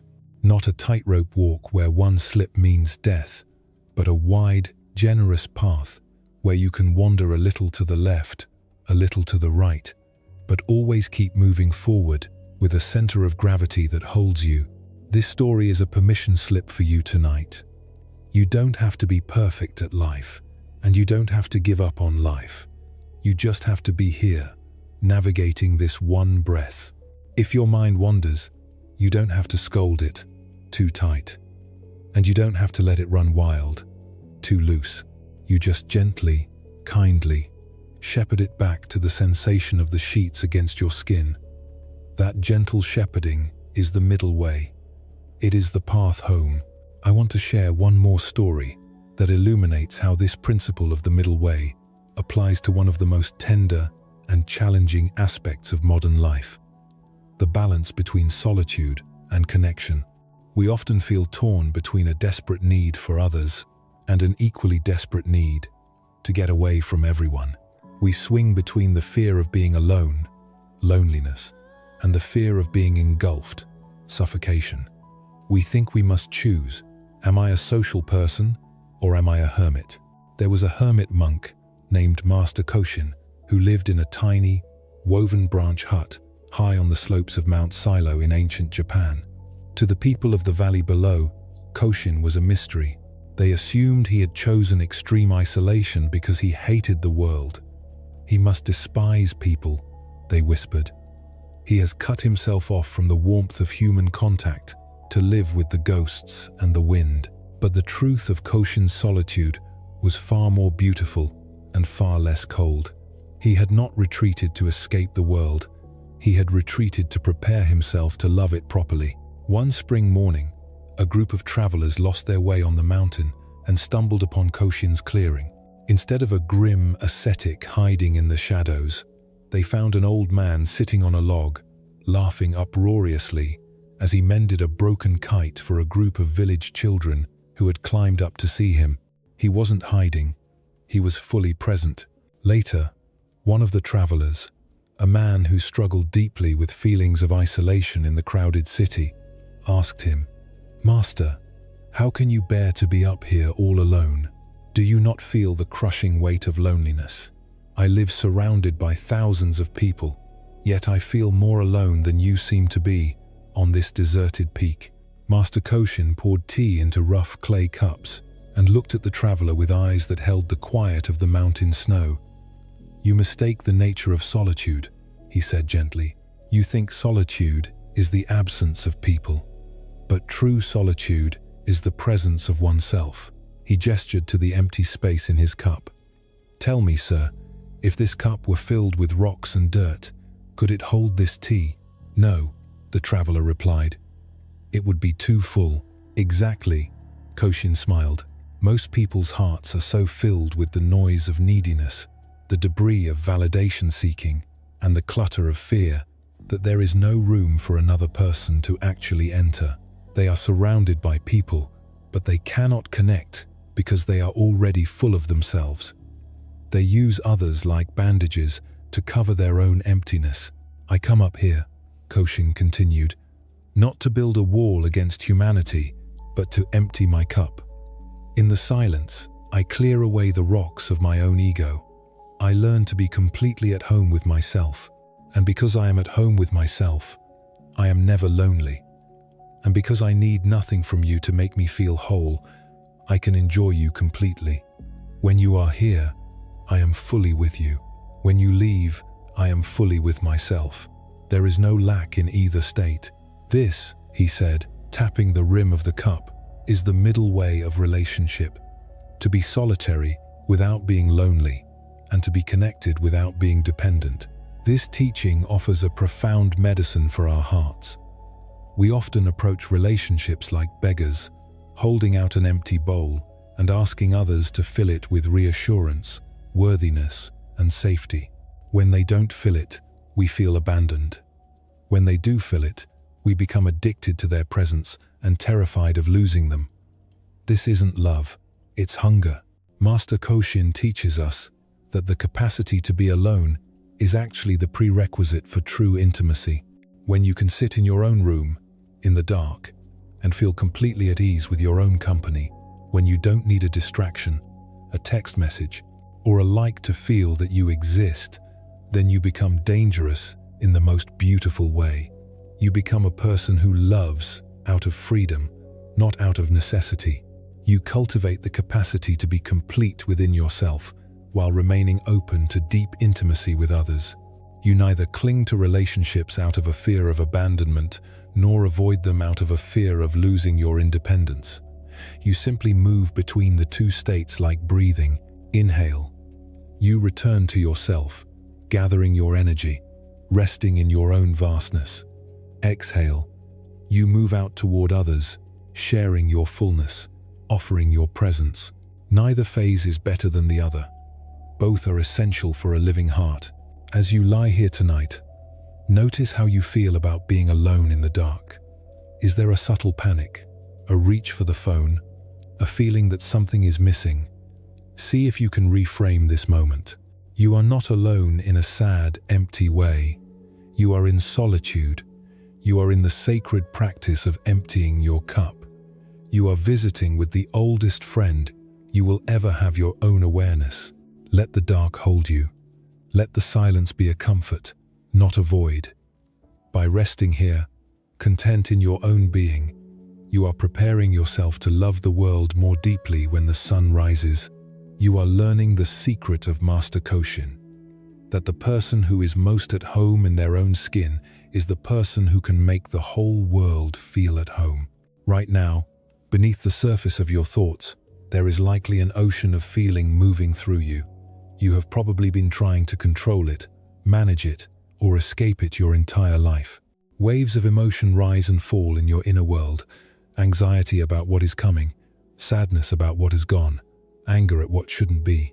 You have been taught to see these emotions as problems to solve, enemies to defeat, or weaknesses to overcome. But what if I told you that your emotions are not obstacles on your path to peace? They are the very waves that can carry you there. The Buddha discovered something revolutionary about the human heart that goes against everything our culture teaches us. He realized that we don't suffer because we have difficult feelings. We suffer because we resist them. We build dams to stop the river, and then we drown in the pressure. Emotions are simply weather patterns in the vast sky of your awareness. They arise naturally, move through your experience, and dissolve on their own if we stop interfering with their flow. Let me share with you the story of a woman named Leela, who lived during the time of the ancients and experienced what might be the deepest emotional pain imaginable. Leela's life had been a garden of joy until the great monsoon of the southern valley. In a series of tragic misfortunes that unfolded over a single devastating week, the river rose and took everything she loved. First her home, then her livelihood, and finally, in the chaos of the floodwaters, her family. Leela survived, but her mind did not. The grief was so vast, so violent, that it swept away her sanity. She wandered the muddy roads of the province, weeping without sound, her eyes staring at a horror only she could see. People turned away from her, frightened by the raw intensity of her pain. She became a ghost in her own life, consumed by an ocean of sorrow so deep it seemed impossible to survive. One evening, exhausted and trembling, she stumbled into a quiet grove where a sage was teaching. The crowd recoiled from this disheveled, broken woman, but the sage looked at her with infinite, unwavering compassion. He didn't see a mad woman. He saw a human being carrying the weight of the world. "Sister," he called out gently, his voice cutting through the fog of her despair. "Come, sit, put down your burden." Something in his tone penetrated her madness. For the first time in weeks, she felt seen. The reality of her loss crashed over her afresh, and she began to wail a sound of pure, unadulterated grief that made the leaves on the trees shiver. The crowd wanted to silence her, but the sage raised a hand. "Let her cry," he commanded softly. Then, he spoke to Leela. "Let the grief flow through you, like water through a riverbed. Do not try to dam it up, and do not try to become the river. You are the spacious earth that holds the riverbed vast enough to contain any flood, unchanged by whatever waters pass through." As Leela continued to weep, the sage began to speak about the nature of the heart. "Your pain is real," he said. "It is the price of great love, but it is not who you are. Feel it fully. Honor it completely. But do not drown in it. Let it move. Over the following days, as Leela remained in the safety of the grove, something extraordinary happened. Her grief didn't disappear. It continued to move through her in giant, heaving waves. But she stopped fighting it. She stopped believing that the intensity of her pain meant she was destroyed. She learned to feel her emotions completely while remaining connected to the awareness that was experiencing them. The grief was vast, but her capacity to hold it was even vaster. The pain was intense, but the consciousness witnessing the pain was unharmed by its passage.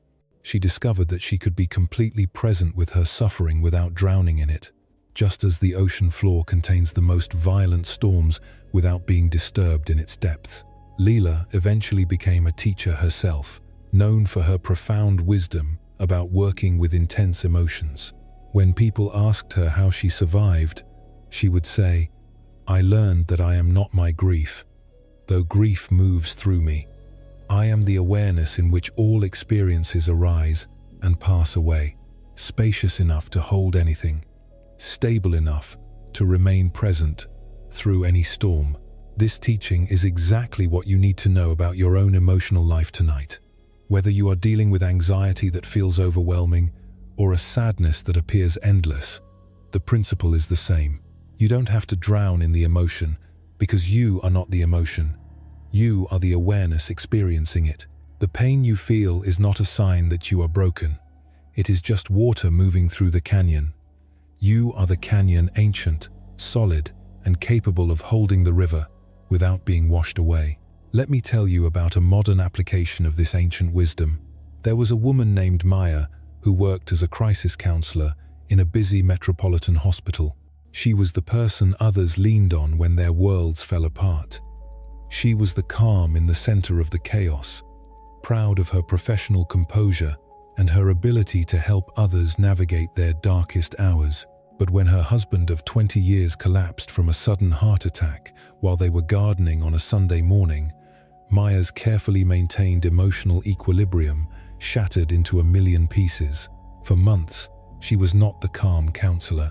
She was a raw nerve. She was overwhelmed by waves of grief, rage, and a terrifying despair that seemed to have no beginning or end. As a mental health professional, she knew all the theories about the stages of grief, but the reality of her loss was far more chaotic and wild than anything she had read in a textbook. She found herself cycling through emotions so rapidly: numbness, screaming anger, weeping sorrow, that she felt like she was losing her mind. One particularly difficult evening, as she sat on the floor of her empty living room, surrounded by the silence of a house that used to be full of laughter, Maya remembered a phrase a teacher of mindfulness meditation had once shared with her: "You cannot stop the waves, but you can learn to surf." In that moment, she realized she had been trying to stop the ocean. She had been standing chest deep in the water, trying to hold back the tide of her grief with her bare hands, exhausted and drowning. She stood up, took a deep breath, and decided to try something different. She began to practice what she called emotional surfing. Instead of fighting her feelings or trying to escape them through distraction, she would name the wave. When a crash of sorrow hit, she would breathe and say, "Grief is here." When a swell of anger rose, she would acknowledge, "Anger is rising." She learned to ride the energy of the emotion without becoming the emotion. She visualized herself on a board, balancing on the crest of the feeling. "This is a big wave," she would think as the tears came. "It feels dangerous.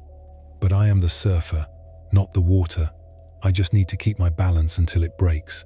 And every wave, no matter how terrifyingly high, eventually broke. It would crash, foam, and then recede back into the quiet ocean of her being. Maya's experience illustrates one of the most practical aspects of Buddhist emotional wisdom, and it is crucial for anyone practicing meditation for anxiety.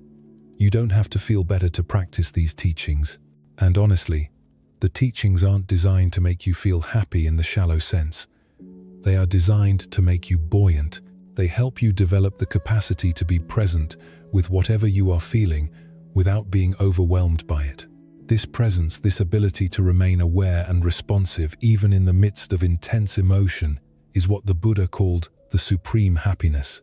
Not the absence of difficult feelings, but the freedom to experience them without being destroyed by them. Tonight, if you are feeling a wave of anxiety or sadness, try to be the surfer. You don't have to conquer the ocean. You just have to ride this one wave back to the shore. Let me offer you some specific, practical tools that you can use right now, in the dark, to work with whatever is arising in your heart. These are not intellectual concepts. They are rafts, designed to keep you afloat when the waters get rough. The first technique is a gentle acronym known as RAIN. It stands for recognize, allow, investigate, and nurture. It is a way of bringing rain to the parched desert of emotional reactivity. Recognize. When you notice a difficult emotion, let's say, a sudden spike of anxiety about tomorrow, the first step is simply to whisper its name. Anxiety is here, or tightness is here. By naming it, you step out of the river and onto the bank. You are no longer the anxiety. You are the one naming it. Allow. This is the hardest part for many of us. We want to push the feeling away, but for just this moment, let the feeling be there. You don't have to like it. You don't have to invite it for dinner. You just have to stop trying to shove it out the door. Say to yourself, it is okay that this feeling is here right now. I can make space for it. Investigate. Now, bring a kind curiosity to your body. Don't analyze why you are anxious. That's the mind's trap. Investigate how you are anxious. Where does it live? Is there a knot in your stomach, a heat in your chest, a buzzing in your jaw? Get curious about the physical sensation. Is it moving? Is it heavy? By focusing on the sensation, you strip the emotion of its terrifying story and turn it into simple energy. Nurture. Finally, offer this part of yourself some kindness. Imagine placing a warm hand on that knot in your stomach. Speak to it as you would to a frightened child or a shivering pet. I see you. I'm here. You are safe. This step changes your internal chemistry from defense to care. You become the loving parent to your own distress. Let me tell you about Master Thien, who taught one of the most beautiful techniques for understanding the emptiness of our emotional reactions. He called it the method of the empty boat. He would tell his students this story. Imagine you are sitting in a small rowboat on a misty lake in the early morning. The water is glass still, the air is cool, and you are in a state of perfect peace, meditating with your eyes closed. Suddenly, crack, something slams violently into the side of your boat. The impact jars your spine and spills your tea. Instantly, a wave of rage rises in your chest. Your eyes snap open, ready to scream at the careless, idiotic person who has ruined your peace. You turn your head, mouth open, ready to shout, "Watch where you are going, you fool." But then, you look. The other boat is empty. It has drifted loose from the dock and floated downstream with the current. There is no pilot. There is no malice. There is no fool trying to hurt you. What happens to your anger in that exact second? It vanishes. The rage evaporates instantly because there is no one to be angry at. You simply reach out, push the empty boat gently away, and continue your meditation. Your emotions, Master Thien would explain, are like empty boats crashing into you. That criticism from your boss that kept you awake, it wasn't a personal attack. It was an empty boat, driven by the currents of his own stress, his own pressure, his own conditioning. That rude driver in traffic, an empty boat, drifting on the tide of his own hurry and confusion. Even your own anxiety is an empty boat. It isn't trying to hurt you, it is just energy, drifting on the currents of your nervous system, bumping into your awareness. When you realize the boat is empty, that there is no solid enemy steering these things to harm you personally, you stop taking the impact so seriously. You don't have to scream at the boat. You don't have to sink the boat. You just gently push it aside and let it drift on down the river. There is one final practice from the Tibetan tradition that I find incredibly helpful for the creatures that haunt us at night. It is called feeding your demons. Usually, when fear or shame arises, we try to starve it. We ignore it, lock it in the basement, and hope it dies. But hungry demons make the most noise. They bang on the pipes and scream from the cellar. Instead of fighting the demon, invite it in. Visualize your anxiety or your fear as a character.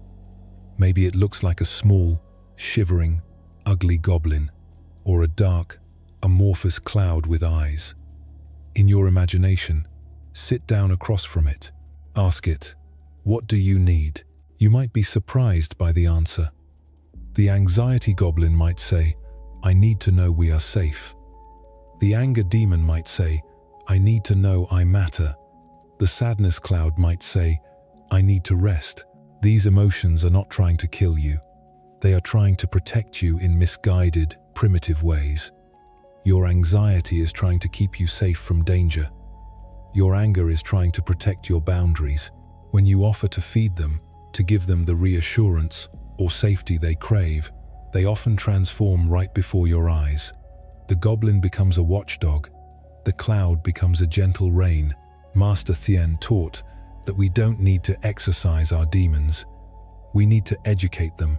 We need to show them that we are the adults in the room, that we have the situation handled, and that they can go to sleep now.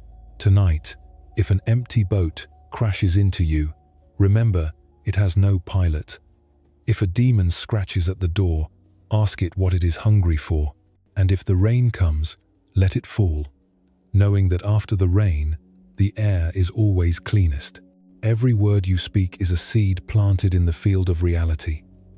And right now, whether you realize it or not, you are sitting in the harvest of every conversation you have ever had.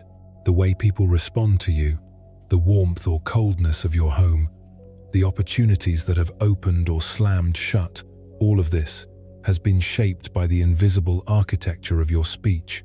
Tonight, we are going to explore a dimension of Buddhist philosophy that is often overlooked in our rush to find silence: the profound power of sound. The Buddha taught that speech is one of the most potent forces in human life because words don't just describe reality, they actively create it. He called this speech karma, the understanding that our words have consequences that ripple far beyond the moment they are spoken, shaping our destiny in ways we rarely recognize.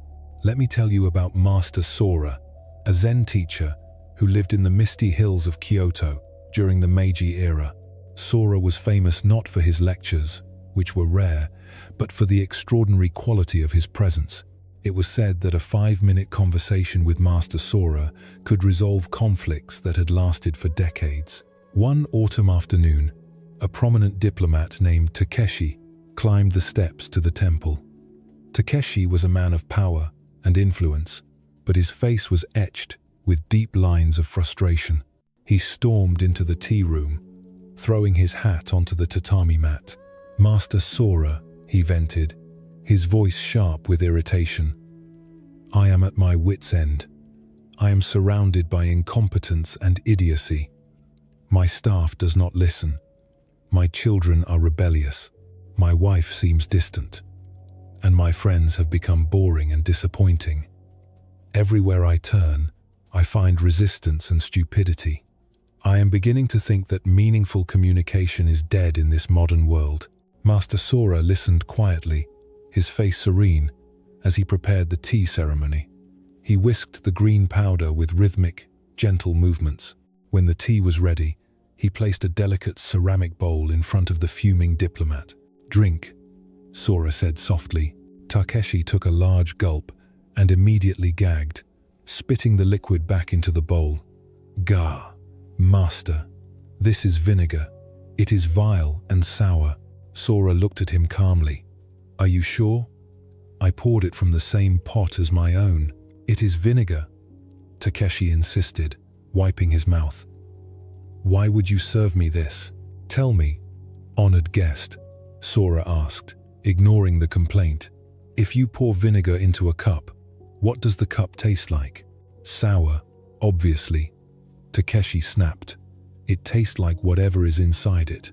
And if you pour honey into the same cup, then it tastes sweet. Master Sora smiled, a slow, unfolding expression of compassion. The people around you, your staff, your children, your wife, they are like empty cups, and your words are the liquid you pour into them. You have been pouring the vinegar of judgment, the acid of impatience, and the bitterness of demand into everyone you meet. Then, when you taste the relationship, you are shocked to find it is sour. Takeshi froze. The silence in the room grew heavy. You call them idiots, Sora continued gently.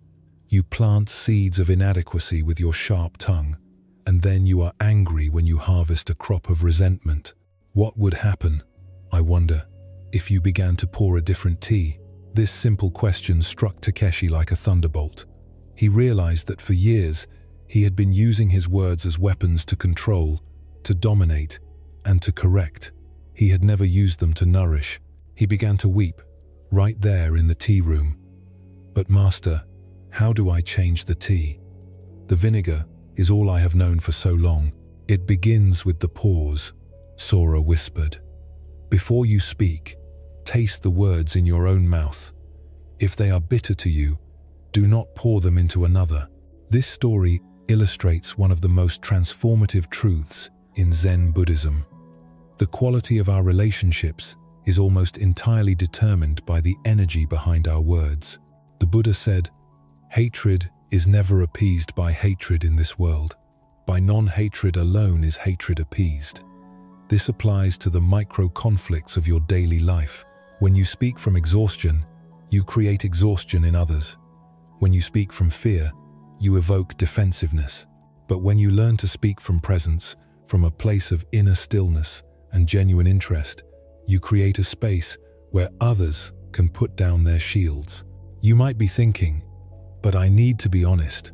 I can't just be nice all the time. Right speech isn't about fake niceness. It is about accurate kindness. It is about understanding that you can say difficult things without using a vinegar delivery system. You can set boundaries with honey. You can correct a mistake with clear water rather than acid. Tonight, as you rest your voice, consider the conversations you had today. Were they vinegar or honey? And more importantly, consider the conversation you are having with yourself right now. Are you speaking to your own heart with harsh judgment? Why can't I sleep? What's wrong with me? That is vinegar. Try pouring some honey into your own cup. It's okay. I am safe. I am resting. Notice how the flavor of the night changes instantly.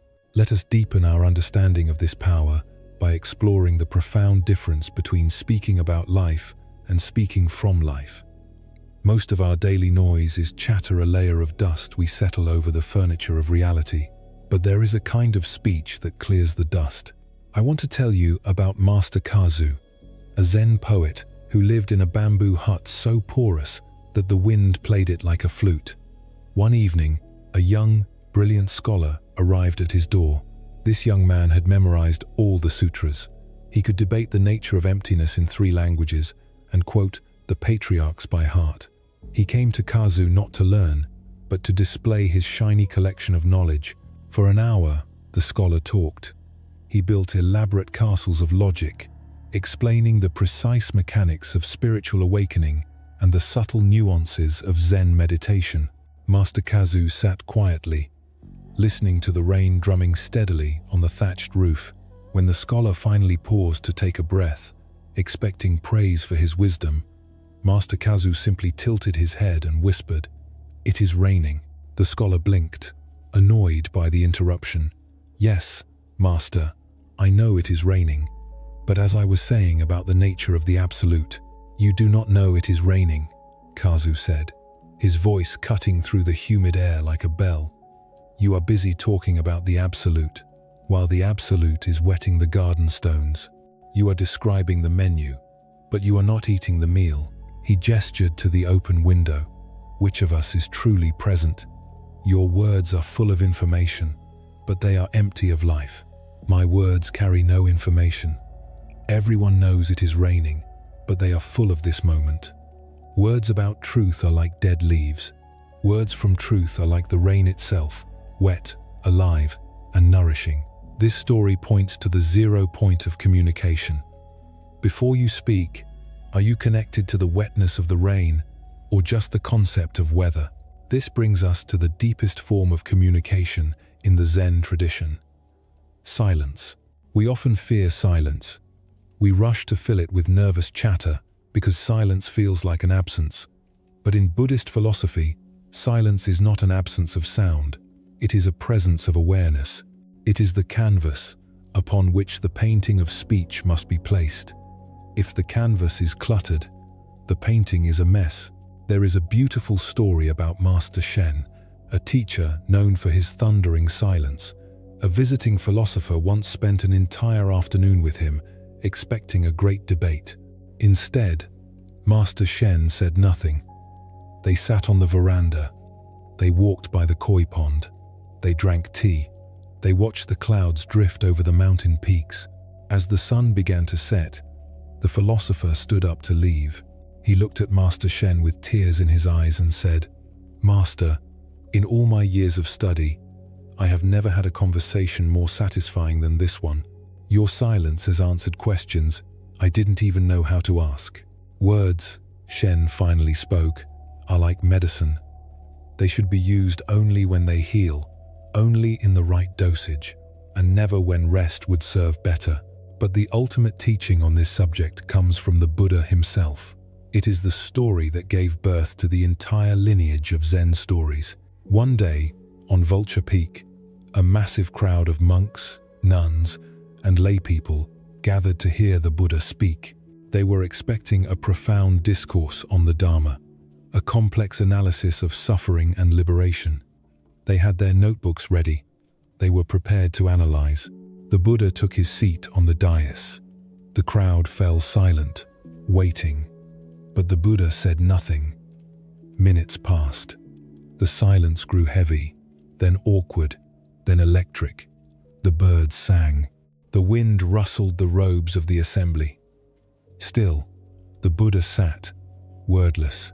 Then, slowly, he reached into the fold of his robe and pulled out a single white flower. He held it up before the crowd. He turned it gently in the sunlight, admiring its petals, its stem, its simple, fragile existence. He did not say, "This flower represents impermanence." He did not say, "Observe the botany of the lotus." He just held the flower. Most of the crowd was confused. They fidgeted. They whispered, "When is the teaching going to start? What does the flower mean? Is he forgetting his sermon?" But in the back of the crowd, one disciple named Mahakasyapa looked at the flower, and then he looked at the Buddha, and suddenly, his face broke open into a radiant, silent smile. In that moment, something leaped between them, a spark of pure understanding that bypassed the clumsy vehicle of language entirely. Mahakasyapa didn't just see a flower, he saw the entire universe bursting forth in that white petal. He saw that reality is not a concept to be discussed, but a living miracle to be witnessed. The Buddha noticed the smile and nodded. "I have the treasure of the true Dharma I," he announced. "The marvelous mind of Nirvana, the true form of the formless. This I now entrust to Mahakasyapa." This flower sermon teaches us that the deepest truths cannot be spoken. They can only be shown. They can only be met. So, how do we bring this lofty wisdom into your bedroom tonight? How do we practice right speech when the lights are out? We practice it by vetting the words we say to ourselves. Before you let a thought loop in your mind, pass it through the 3 gates of speech. Is it true? Or is it just a fear dressed up as a fact? Is it kind? Would you say it to a beloved friend? Is it necessary? Does thinking this right now serve any purpose? If a thought doesn't pass these gates, you don't have to silence it violently. You can just do what the Buddha did. Hold it up, Look at it, smile at it, and let the silence around it be the answer. You are learning to rest in the thundering silence of your own heart. In this silence, you don't need to explain yourself, defend yourself, or narrate your life. You can just hold the flower of this breath, inhale, exhale, and smile. You are living in a prison that you built yourself, yet you likely don't even see the bars. These bars are made of time, not the natural rhythm of the sun rising and setting, nor the gentle turning of the seasons, but the sharp, artificial urgency that whispers constantly in your ear. Hurry up, you are behind. There is not enough time. You should be further along by now. This voice has convinced you that peace is a destination, located somewhere in the future. It tells you that happiness is waiting just around the next corner, after you finish this project, after you retire, after you fix yourself. It tells you that your real life will begin once you get through this current difficulty. But what if this voice is lying? Time anxiety might be the most pervasive form of suffering in our modern world. It creates a subtle, low-grade fever in the mind, a constant vibration of not yet or too late. There is a story about a student named Yumi who came to the great master Joshu in a state of complete desperation. Yumi was 40 years old, and she felt she had wasted her life. She had spent her youth chasing wealth and romance, only to find herself empty-handed and graying at the temples. She arrived at the monastery breathless, carrying the heavy baggage of regret. "Master," she cried, bowing until her forehead touched the dirt, "I have come too late. I have wasted my precious 20s and 30s on foolish things. I should have started Zen meditation when I was young and pliable. Now my mind is stiff, my habits are set, and I am halfway to the grave. I have missed my chance for awakening in this lifetime." Master Joshu, who was well over 80 years old and moving with the slow, deliberate grace of an ancient tortoise, looked at her with amusement. He didn't comfort her with platitudes. He asked a strange question. "Tell me, Yumi," he said, "when you were 20 years old, were you here?" Yumi looked up, confused, wiping tears from her cheeks. "What do you mean, Master?" "No, I was in the city. I was partying. I was foolish. But were you here, in this moment, in this awareness?" "No," she insisted. "That young woman is gone. She is in the past." "I see." Joshu nodded slowly. "And where is the 60-year-old Yumi who will be too old and feeble to practice?" "She is in the future, Master. She doesn't exist yet." "Then tell me." Joshu smiled, his eyes crinkling into crescent moons. "If the 20-year-old is dead, and the 60-year-old is not yet born, who is here right now to be enlightened?" Yumi opened her mouth to speak, but no words came out. The logic of her regret collapsed. "You are crying for a ghost," Joshu said gently. "You are mourning a person who does not exist, and you are fearing a person who has not arrived. In doing so, you are ignoring the only person who matters, the one who is breathing right now. Awakening does not care how old you are. The sun does not ask the window how long it has been closed before it shines in. The moment you open the shutters, the light enters instantly. It does not say, 'I will not come in because you kept me waiting for 20 years. This exchange reveals the core of our temporal suffering. We torture ourselves with stories about people who don't exist anymore, our past selves, or people who may never exist, our imagined future selves. We treat the present moment like a waiting room, a dull, necessary pause before the real event happens. But in the view of Buddhist philosophy, there is no waiting room. This is it. The main event is always now. The Heart Sutra, one of Buddhism's most profound texts, contains a mantra that points to this freedom. Gate, gate, paragate, parasamgate, bodhisvaha. It translates to gone, gone, gone beyond, gone completely beyond. Awake, so be it. Gone beyond what? Gone beyond the illusion of time. Gone beyond the story that you exist. on a timeline that stretches from birth to death. Let's look at your anxiety tonight. You might be lying there thinking, if I don't fall asleep in the next 10 minutes, I will be wrecked tomorrow. That is future traveling. You are suffering a future that hasn't happened yet. Or you might be thinking, I shouldn't have drunk that coffee at 4 p.m. That is time traveling to the past. You are suffering a choice that is already gone. Master Joshu invites you to stop time traveling. Ask yourself, in this exact second, is anything wrong? Not will it be wrong in an hour, but right now. You are warm, you are safe, you are breathing. The problem only exists when you drag the past or the future into this moment. Master Joshu used to say, time uses you, or you use time.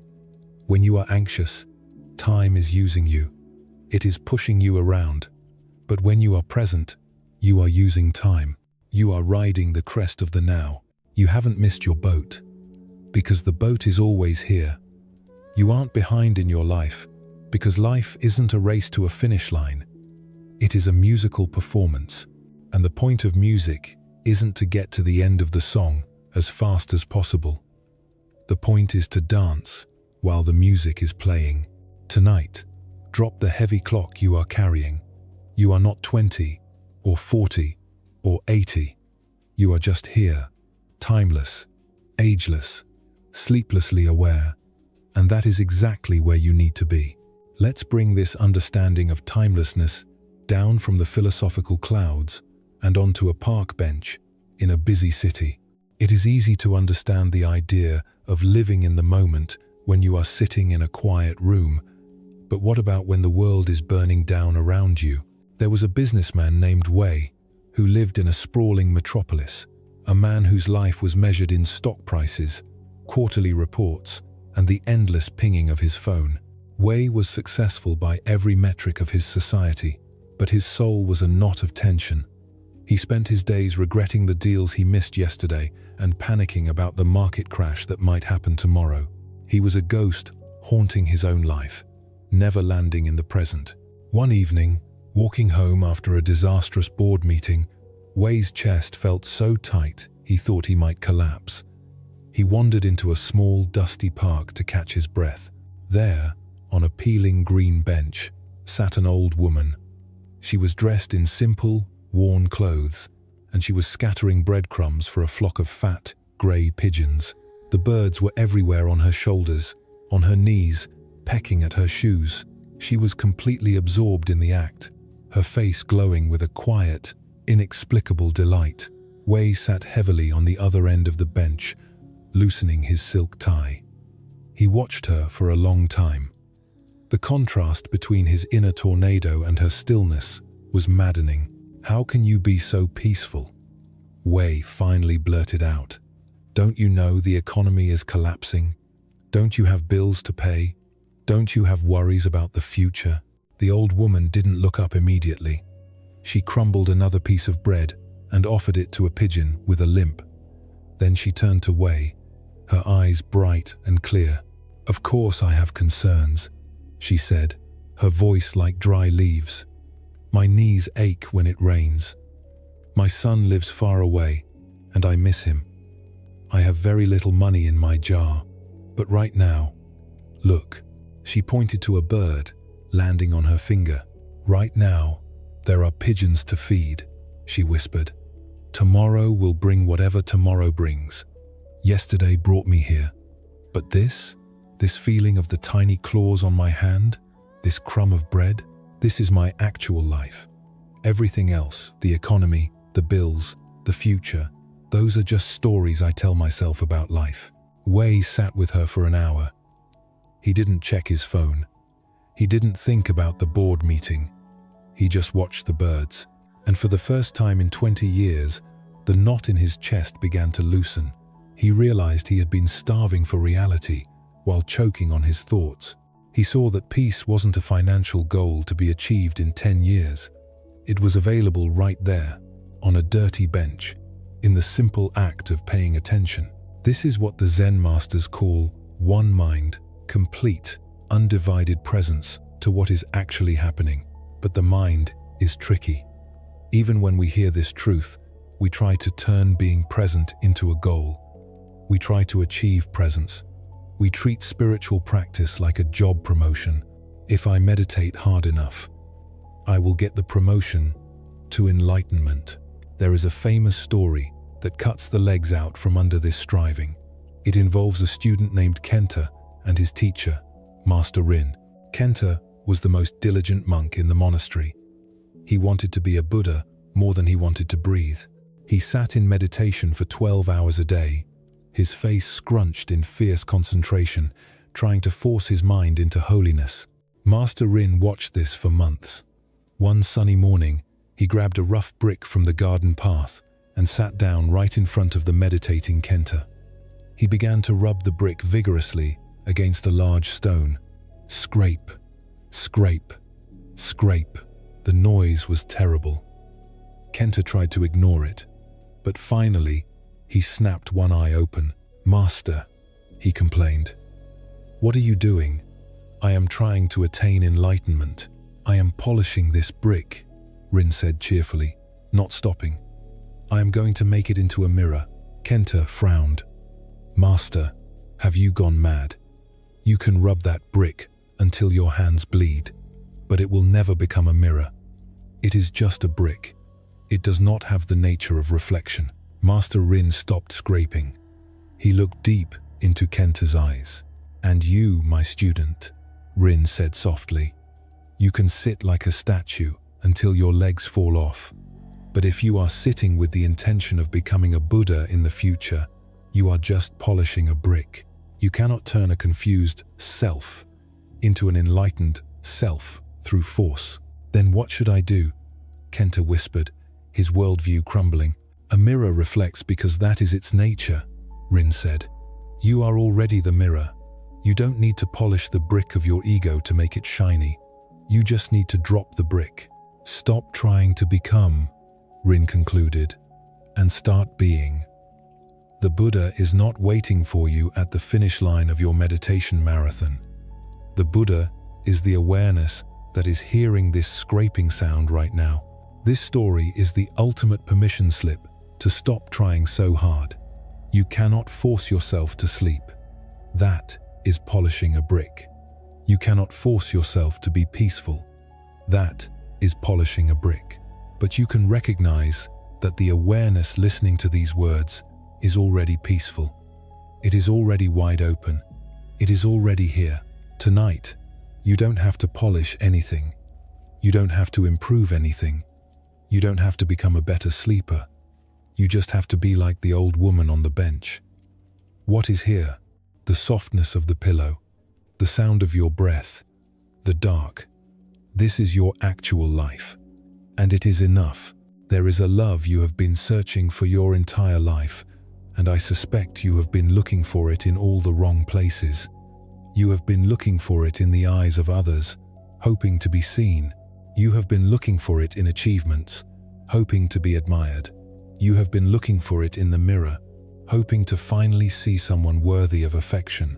But this love doesn't depend on being loved back. It doesn't diminish when it is not reciprocated, and it doesn't disappear when the object of your affection changes or leaves. It is the love that the Buddha discovered when he realized that the heart's natural state is not grasping or needing, but an unconditional warmth that flows freely toward all beings, simply because that is what light does. It shines. Most of what we call love is actually attachment, wearing a mask. Attachment says, "I love you because you make me feel good." Love says, "I want you to be happy, even if that happiness doesn't include me." Attachment is a transaction. Love is a radiation. In the frozen peaks of the Himalayas, there lived a nun named Sister Pema. For 30 years, she lived in a remote valley that the locals called the Valley of Shadows because it was home to a colony of outcasts suffering from leprosy. These were people who had been rejected by their families, cast out of society, and left to die in isolation. Their bodies were failing, their faces were disfigured, and their spirits were often crushed by the weight of their abandonment. Every morning, before the sun crested the snow-capped peaks, Sister Pema would walk from hut to hut. She washed wounds that others refused to look at. She cooked meals for hands that could no longer hold a spoon. She sat with the dying, holding them in her arms, so they would not cross the threshold of death alone. Visitors who occasionally brought supplies to the edge of the valley were always struck by one impossible fact: the joy. Sister Pema didn't look like a martyr. She didn't look grim or exhausted. She radiated a lightness that seemed to defy the gravity of the suffering around her. One day, a wealthy benefactor from the lowlands arrived to inspect where his donations were going. He was a man of business, a man who understood the world in terms of profit and loss, investment and return. He walked through the colony, holding a scented handkerchief to his nose, horrified by the sights and smells of the disease. He found Sister Pema sitting on a rock, laughing, truly laughing, with an old man whose face was ravaged by the illness. They were sharing a joke about the stubbornness of mountain goats. The merchant pulled her aside, bewildered. "Sister," he whispered, "I admire your sacrifice, but I must ask, how do you do it? How can you pour so much love into these people? They can give you nothing in return. No status, no wealth, no comfort. Many of them are angry at the world. Some are not even grateful. What is the return on this investment?" Sister Pema looked at him with eyes as clear as the mountain sky. She smiled, a smile that had no edges. "You misunderstand, sir," she said gently. "I am not doing this to get a return. I don't love them because they are lovable, or because they are grateful, or because I am a saint. I love them because love is what I am when I stop defending myself." She gestured to the sun, warming the icy rocks. Does the sun ask the rock for payment before it warms it? Does the lamp ask the room for gratitude before it lights it? These beautiful people give me the greatest gift possible. They allow me to discover that my heart is not a small, needy cup that needs filling, but a fountain that never runs dry. I am not loving them, she concluded. Love is simply expressing itself through me. I am just the window. Why would the window complain about the light? This is the essence of what Buddhists call metta, loving kindness. It is love that has no because. It isn't an emotion you have to manufacture. It isn't a feeling you try to squeeze out of a dry heart. It is the natural resonance of your being when you stop blocking it with fear and judgment. The practice of metta traditionally begins not with saving the world, but with the hardest person in the room to love, yourself. And this is where we get stuck. Try this right now, in the dark. Place one hand gently on the center of your chest. Feel the warmth of your palm against your skin. Feel the beat of your heart. Silently say to yourself, "May I be happy. May I be peaceful. May I be free from suffering." Notice what happens. Does a voice object? "But you were lazy today. But you haven't fixed your life yet. But you are broken." These voices reveal the conditional nature of your relationship with yourself. You are treating yourself like an employee who hasn't met the quota. You are withholding love until you are worthy. But Sister Pema didn't wait for the lepers to be healed before she loved them. She loved them in their brokenness. Can you do the same for yourself? Can you love the you who is struggling to sleep? Can you offer kindness to the you who is anxious?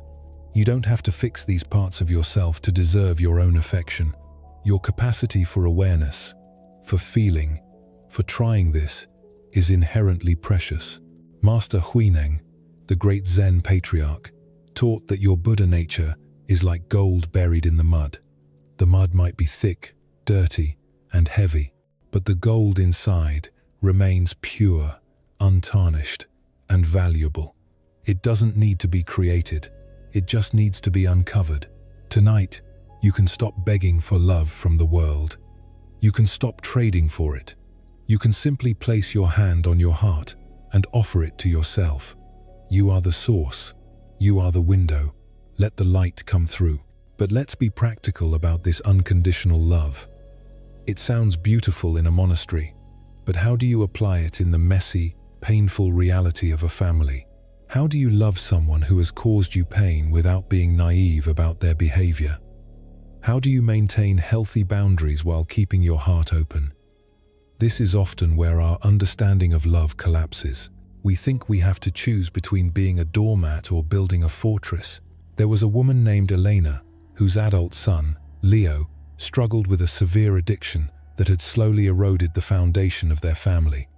For years, Elena had swung wildly between two extremes. Sometimes, she enabled his destructive behavior out of a desperate, fearful love, paying his debts, lying for him, cushioning every fall because she couldn't bear to see him suffer.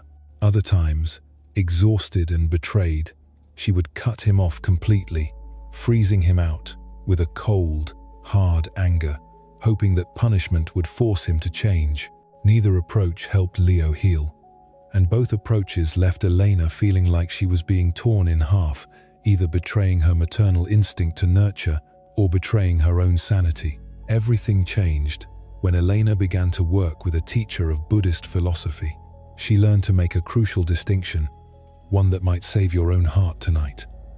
The difference between loving someone and being attached to them. She realized that what she called love had actually been a mixture of genuine care and desperate need. She needed Leo to be okay, so she could feel like a good mother. She needed him to get clean so she could stop worrying. She needed him to appreciate her help, so she could feel valued. These needs were understandable, painfully human, but they weren't love. They were attachment disguised as love. They were chains she was wrapping around both of them. Elena began to practice what Buddhism calls fierce compassion. This isn't the soft, yielding love that says yes to everything. It is the strong, clear love that has the courage to say no when no is the most loving answer. She learned that she could wish for her son's happiness and recovery with every fiber of her being, while simultaneously accepting that his choices were ultimately his own. She could offer help when it was genuinely helpful, while refusing to participate in his self-destruction. She could feel deep sadness about his suffering without taking responsibility for fixing it. The breakthrough happened on a rainy Tuesday evening. Leo came to her door, asking for money again. In the past, Eleanor would have either given it to him, attachment to being the savior, or screamed at him to leave, attachment to her anger. Instead, she stood in the doorway, grounded in her own worth. She looked at him with clear, loving eyes. "Leo," she said softly, "I love you too much to help you hurt yourself. I am not going to give you money, but I am here. I have made soup. You are welcome to come in, eat, and be warm. But the chaotic life stays outside." It was the hardest thing she had ever done. But in that moment, she wasn't acting from fear. She wasn't trying to control the outcome. She was loving him exactly as he was a man in pain, while loving herself enough to hold her boundary. This unconditional love didn't make her passive. In fact, it made her stronger. She discovered that when she released her grip on needing him to change, she could finally see him clearly. She could appreciate the spark of the person underneath the addiction. And strangely, when she stopped trying to force him to be different, Leo felt the shift. He felt perhaps for the first time that he was being met with dignity rather than desperation. This is the difficult, beautiful work of detaching with love. You stop trying to write the script for other people's lives. You realize that their journey is their own, and you cannot walk it for them, no matter how much you love them. Tonight, think of someone you are struggling with. Can you loosen your grip on how you think they should be? Can you love them without needing them to validate you? I love you, and I release you to your own path. When you say this, you aren't abandoning them, you are trusting them, and you are freeing yourself to love them as they are, not as you wish them to be. And now we arrive at the final, and perhaps the most difficult, gate of love, the gate of letting go. Sometimes, the most loving thing you can do is to open your hands. Sometimes, love does not look like holding on tight. It looks like releasing the bird into the sky. It looks like ending a relationship that has become harmful. It looks like setting a boundary with someone who is draining your spirit. Or, in the ultimate sense, it looks like allowing life to change, to end, and to renew itself without our desperate interference. This kind of love requires tremendous courage because it means acting from wisdom rather than from need. It means loving the other person's soul more than you love their presence in your life. There is a poignant tale from the archives of Zen stories about a devoted student named Renjo and his beloved teacher, Master Kozen. For 20 years, they had lived side by side. Kozen was more than a teacher to Renjo. He was a father, a guide, and the sun around which Renjo's world revolved. When Master Kozen fell ill in his 80th year, Renjo was devastated. He stopped his own studies. He barely slept. He devoted every waking moment to nursing his master, grinding herbs, fluffing pillows, and praying with a frantic intensity for Kozen's recovery. He believed that his devotion was the highest form of love. "I will not let him die," Renjo whispered to himself. "I will love him back to life." As the winter deepened and the snow piled high against the temple walls, Master Kozen grew weaker. Renjo grew more desperate. He watched every breath, terrified of the silence that might follow. He clung to the old man's hand as if his grip alone could anchor Kozen to the earth. One evening, as the candle flickered low, Master Kozen opened his eyes. They were clear, lucid, and filled with a love that Renjo had never fully seen before because he had been too busy worrying. "Renjo," the master whispered, his voice like dry leaves. "Look at me." Renjo leaned in, tears streaming down his face. "I am here, master. I am fighting for you." "My dear student," Kozen said gently, "your fighting is blocking the door. Your attachment to keeping me here is preventing you from truly loving me in this moment. You are holding onto my body, but you are missing my spirit." He squeezed Renjo's hand weakly. "Can you love me enough to let me die?" The question hung in the cold air, shocking Renjo to his core. "Can you love me enough to let me go?" Renjo realized in a flash of spiritual awakening that his desperate clinging wasn't about Kozen's well-being, it was about his own fear. He was afraid to be alone. He was afraid to lose his compass. He was using his care as a shield against his own grief. Slowly, trembling, Renjo loosened his grip. He took a deep, shaky breath and looked at his teacher, not as a project to be saved, but as a being completing his journey. "I love you," Renjo whispered, his voice breaking, "and I release you." In that moment of surrender, the room filled with a profound peace. The panic vanished. Renjo felt a connection to his master that was deeper than skin, deeper than voice, deeper than life and death. He realized that by letting go of the form, he was embracing the essence. Master Kozen smiled, closed his eyes, and passed away peacefully that very night. Years later, Renjo became a great teacher himself. He would tell his students, "I discovered that love doesn't disappear when you stop clinging. It becomes infinite." When I released my grip on his hand, I found that his presence was already woven into my own heart. I lost the man, but I gained the universe. This is the ultimate freedom that comes from loving without chains. You discover that what you have been seeking in others, the sense of being whole, safe, and worthy, was never dependent on their physical presence or their approval. It is your own fundamental nature. Tonight, as you lie here, is there something you are holding onto so tightly that your heart is cramping? Maybe it is a person. Maybe it is a phase of your life that is ending. Maybe it is just the day that has passed. Can you love it enough to let it go? Can you love today enough to let it become yesterday? Can you love yourself enough to let go of the you who struggled today, so that the you who rests can emerge? Letting go is not losing. It is the only way to keep your hands open for what comes next. Here you are, at the end of a journey that never really began and will never truly end. The stories have been told. The monks have returned to their temples. The rivers have flowed into the sea, and you are still here, But perhaps you are a little softer now, a little lighter, a little more open to the darkness that cradles you.